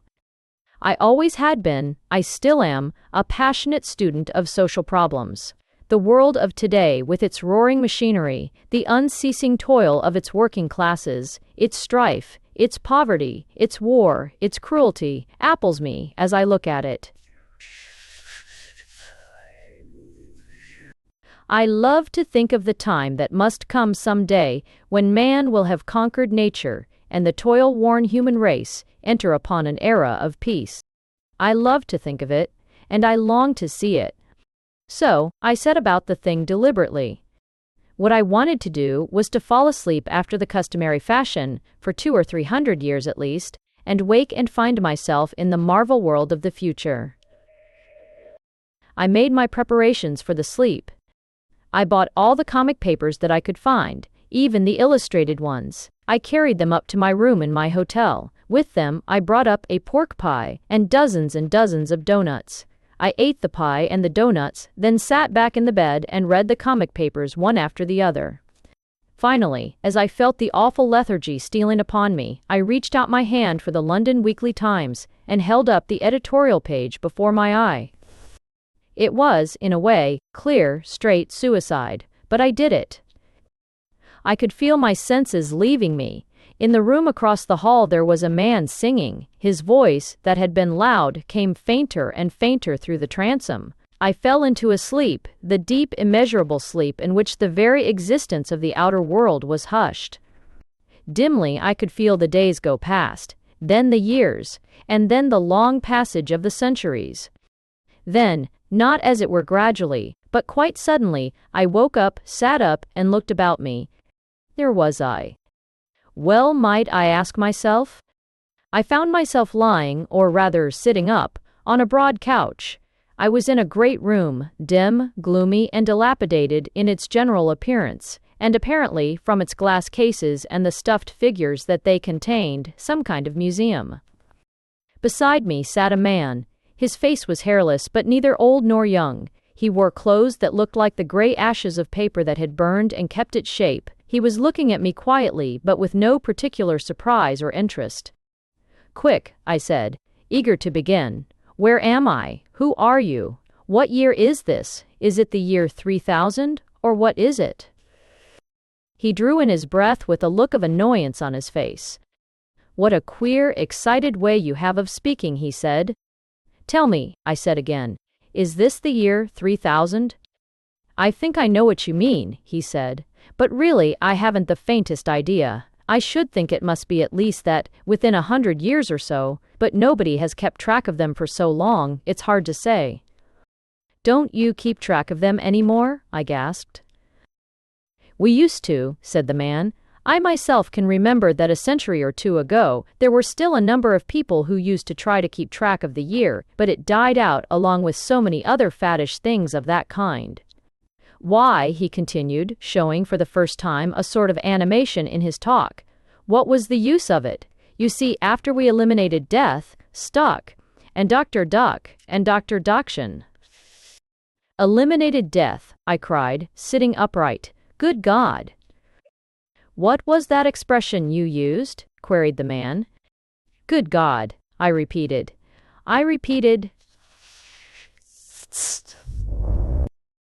"Ah," he said, "never heard it before. But I was saying that after we had eliminated death, and food, and change, we had practically got rid of events, and—" "Stop," I said, my brain reeling. "Tell me one thing at a time."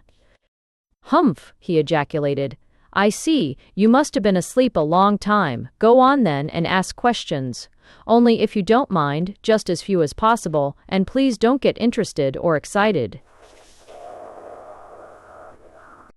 Oddly enough, the first question that sprang to my lips was, "What are those clothes made of?"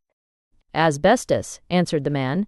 "They last hundreds of years. We have one suit each, and there are billions of them piled up, if anybody wants a new one. Also, "Thank you," I answered. "Now tell me where I am." "I'll wait. Tell me where I am." "You are in a museum. The figures in the cases are specimens like yourself. But here," he said, "if you want really to find out about what is evidently a new epoch to you, get off your platform and come out on Broadway and sit on a bench." I got down. As we passed through the dim and dust-covered buildings, I looked curiously at the figures in the cases. "By Jove," I said, looking at one figure in blue clothes with a belt and baton, "that's a policeman." "Really," said my new acquaintance. "Is that what a policeman was? I've often wondered. What used they to be used for?" "Used for?" I repeated in perplexity. "Why, they stood at the corner of the street." "Ah, yes, I see," he said, "so as to shoot at the people. You must excuse my ignorance," he continued, "as to some of your social customs in the past. When I took my education, I was operated upon for social history, but the stuff they used was very inferior." I didn't in the least understand what the man meant, but had no time to question him, for at that moment we came out upon the street, and I stood riveted in astonishment. Broadway. Was it possible? The change was absolutely appalling. In place of the roaring thoroughfare that I had known, this silent, moss-grown desolation. Great buildings fallen into ruin through the sheer stress of centuries of wind and weather, the sides of them coated over with a growth of fungus and moss. The place was soundless. Not a vehicle moved. There were no wires overhead, no sound of life or movement except, here and there, there passed slowly to and fro human figures dressed in the same asbestos clothes as my acquaintance, with the same hairless faces, and the same look of infinite age upon them. Good heavens! And was this the era of the conquest that I had hoped to see? I had always taken for granted, I do not know why, that humanity was destined to move forward. This picture of what seemed desolation on the ruins of our civilization rendered me almost speechless. There were little benches placed here and there on the street. We sat down. Improved, isn't it? Said man in asbestos. Since the days when you remember it. He seemed to speak quite proudly. I gasped out a question. A question. Where are the streetcars and the motors? Oh, done away with long ago, he said. How awful they must have been, the noise of them. And his asbestos clothes rustled with a shudder. But how do you get about?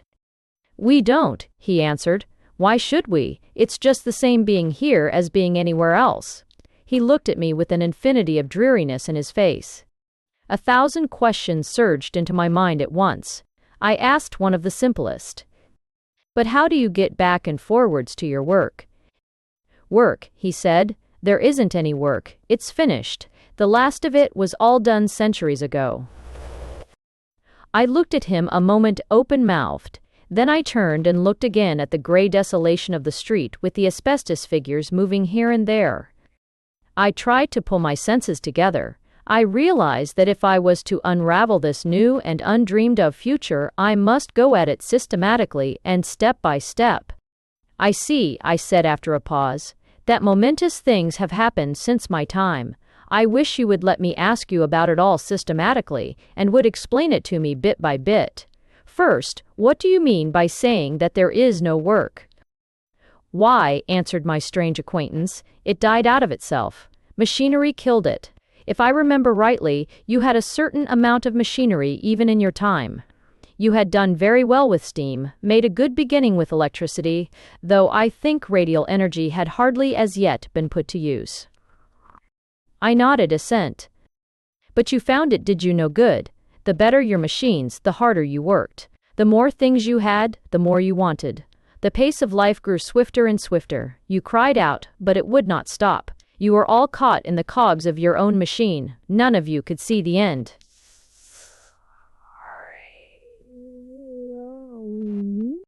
That is quite true, I said. How do you know it all?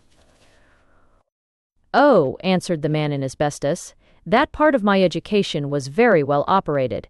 I see you do not know what I mean. Never mind, I can tell you that later. Well then, there came, probably almost 200 years after your time, the era of the great conquest of nature, the final victory of man and machinery. They did conquer it? I asked quickly, with a thrill of the old hope in my veins again. Conquered it, he said. Beat it out.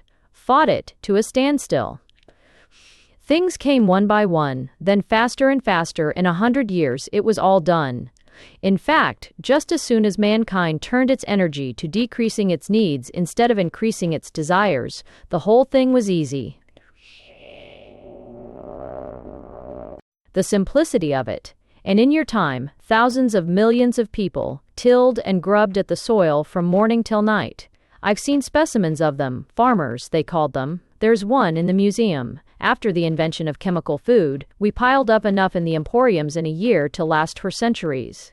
Agriculture went overboard. Eating and all that goes with it, domestic labor, housework, all ended. Nowadays, one takes a concentrated pill every year or so, that's all. The whole digestive apparatus, as you knew it, was a clumsy thing that had been bloated up like a set of bagpipes through the evolution of its use. I could not forbear to interrupt. Have you and these people, I said, no stomachs, no apparatus? Of course we have, he answered, but we use it to some purpose. Mine is largely filled with my education. But there, I am anticipating again. Better let me go on as I was. Chemical food came first. That cut off almost 1/3 of the work, and then came asbestos clothes. That was wonderful. In 1 year, humanity made enough suits to last forever and ever. That, of course, could never have been if it hadn't been connected with the revolt of women and the fall of fashion. Have the fashions gone? I asked. That insane, extravagant idea of, I was about to launch into one of my old-time harangues about the sheer vanity of decorative dress, when my eye rested on the moving figures in asbestos, and I stopped. All gone, said the man in asbestos. Then next to that we killed, or practically killed, the changes of climate. I don't think that in your day you properly understood how much of your work was due to the shifts of what you called the weather. It meant the need of all kinds of special clothes and houses and shelters, a wilderness of work. How dreadful it must have been in your day. Wind and storms, great wet masses, what did you call them? Clouds flying through the air, the ocean full of salt, was it not? Tossed and torn by the wind, snow thrown all over everything, hail, rain, how awful. Sometimes, I said, it was very beautiful, but how did you alter it? Killed the weather, answered the man in asbestos, simple as anything, turned its forces loose one against the other, altered the composition of the sea, so that the top became all more or less gelatinous. I really can't explain it, as it is an operation that I never took at school, but it made the sky gray as you see it, and the sea gum-colored, the weather all the same. It cut out fuel and houses and an infinity of work with them. He paused a moment. I began to realize something of the course of evolution that had happened. So, I said, the conquest of nature meant that presently there was no more work to do. Exactly, he said, nothing left. Food enough for all. Too much, he answered. Houses and clothes. All you like, said the man in asbestos, waving his hand.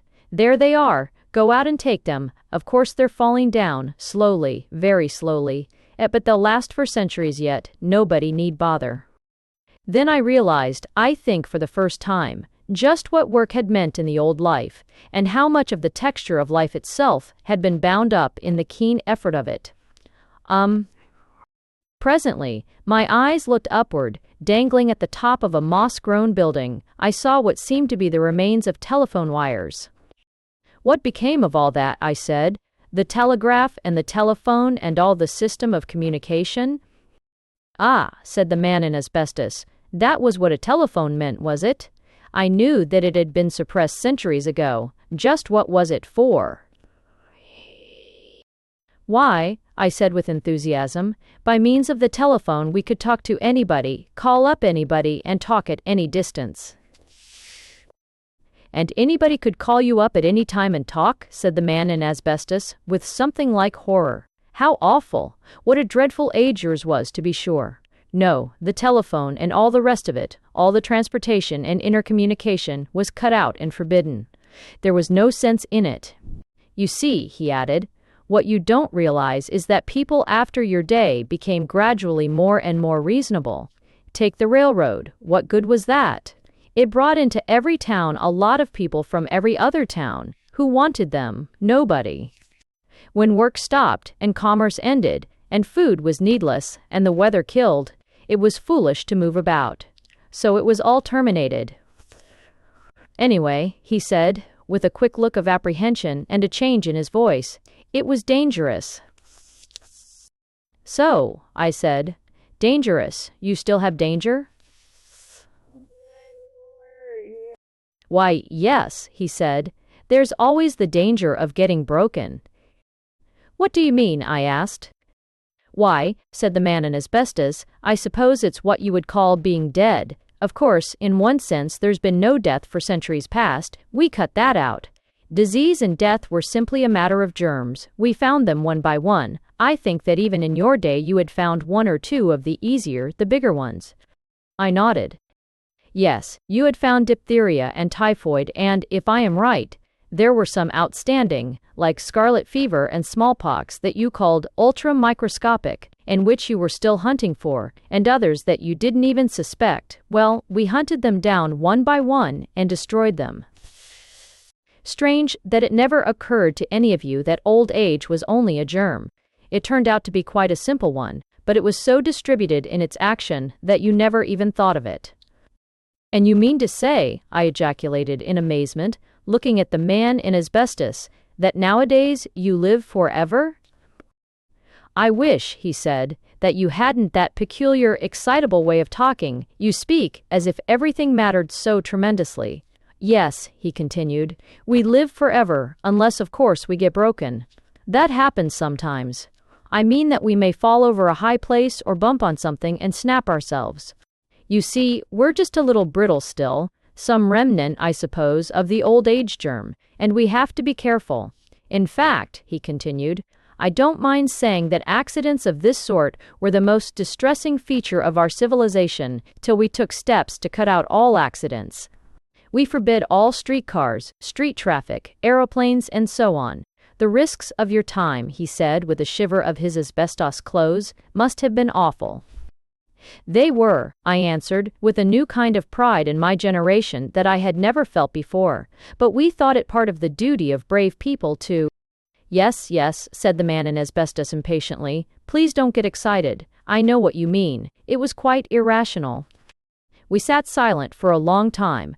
I looked about me at the crumbling buildings, the monotone, unchanging sky, and the dreary, empty street. Here, then, was the fruit of the conquest. Here was the elimination of work, the end of hunger and of cold, the cessation of the hard struggle, the downfall of change and death, nay, the very millennium of happiness. And yet, somehow, there seemed something wrong with it all. I pondered. Then I put 2 or 3 rapid questions, hardly waiting to reflect upon the answers. Is there any war now? Done with centuries ago.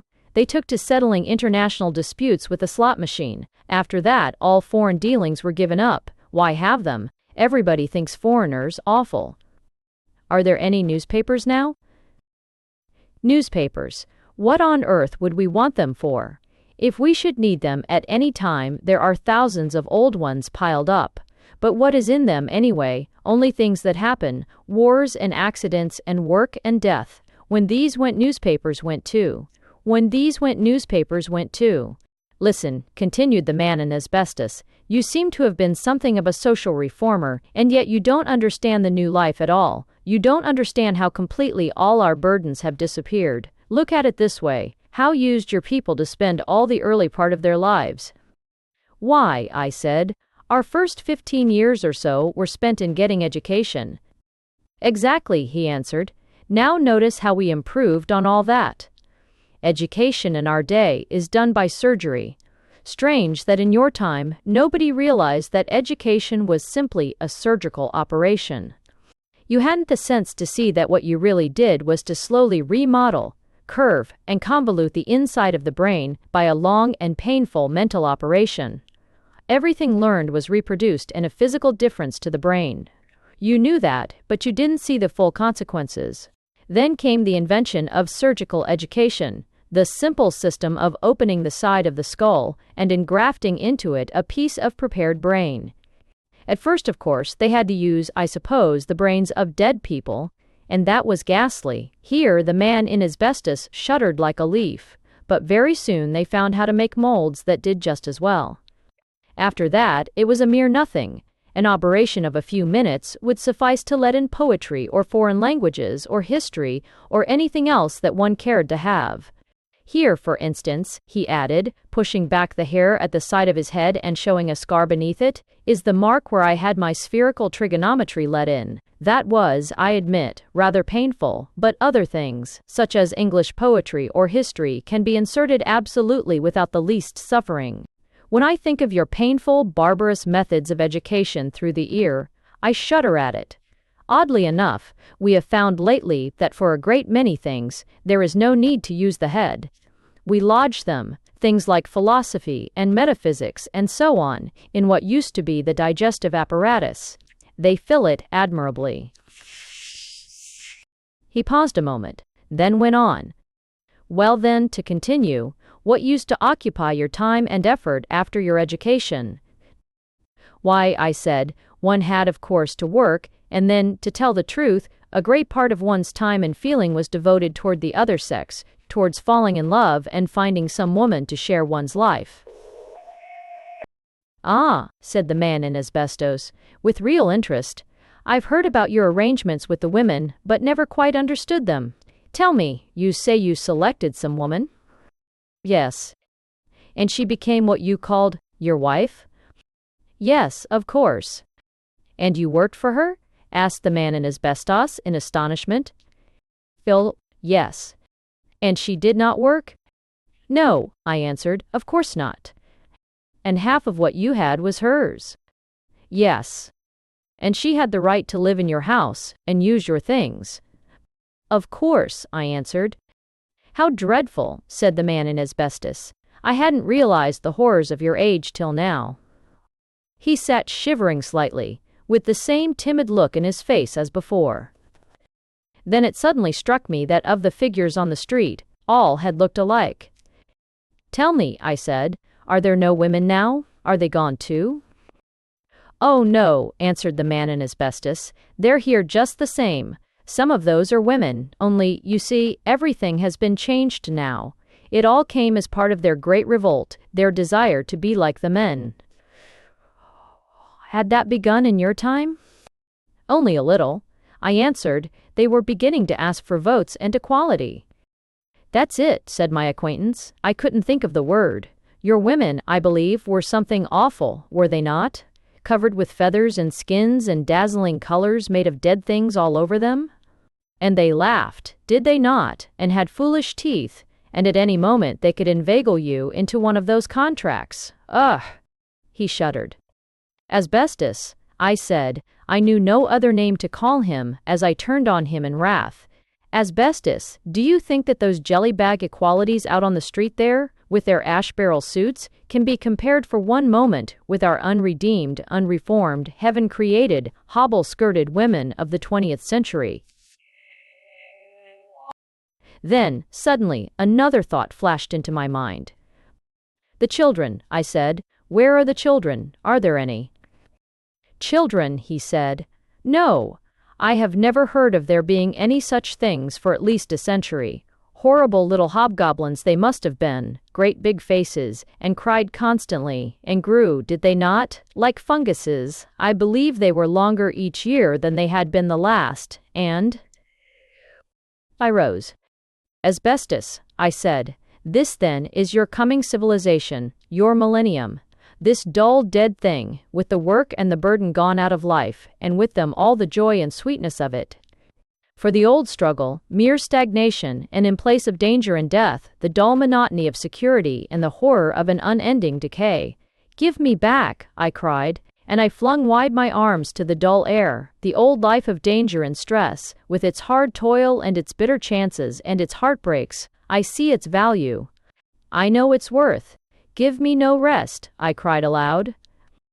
Yes, but give a rest to the rest of the corridor, cried an angered voice that broke in upon my exultation. Suddenly, my sleep had gone. I was back again in the room of my hotel, with the hum of the wicked, busy old world all about me, and loud in my ears the voice of the indignant man across the corridor. Quit your blatting, you infernal blatherskite, he was calling. Come down to earth. I came.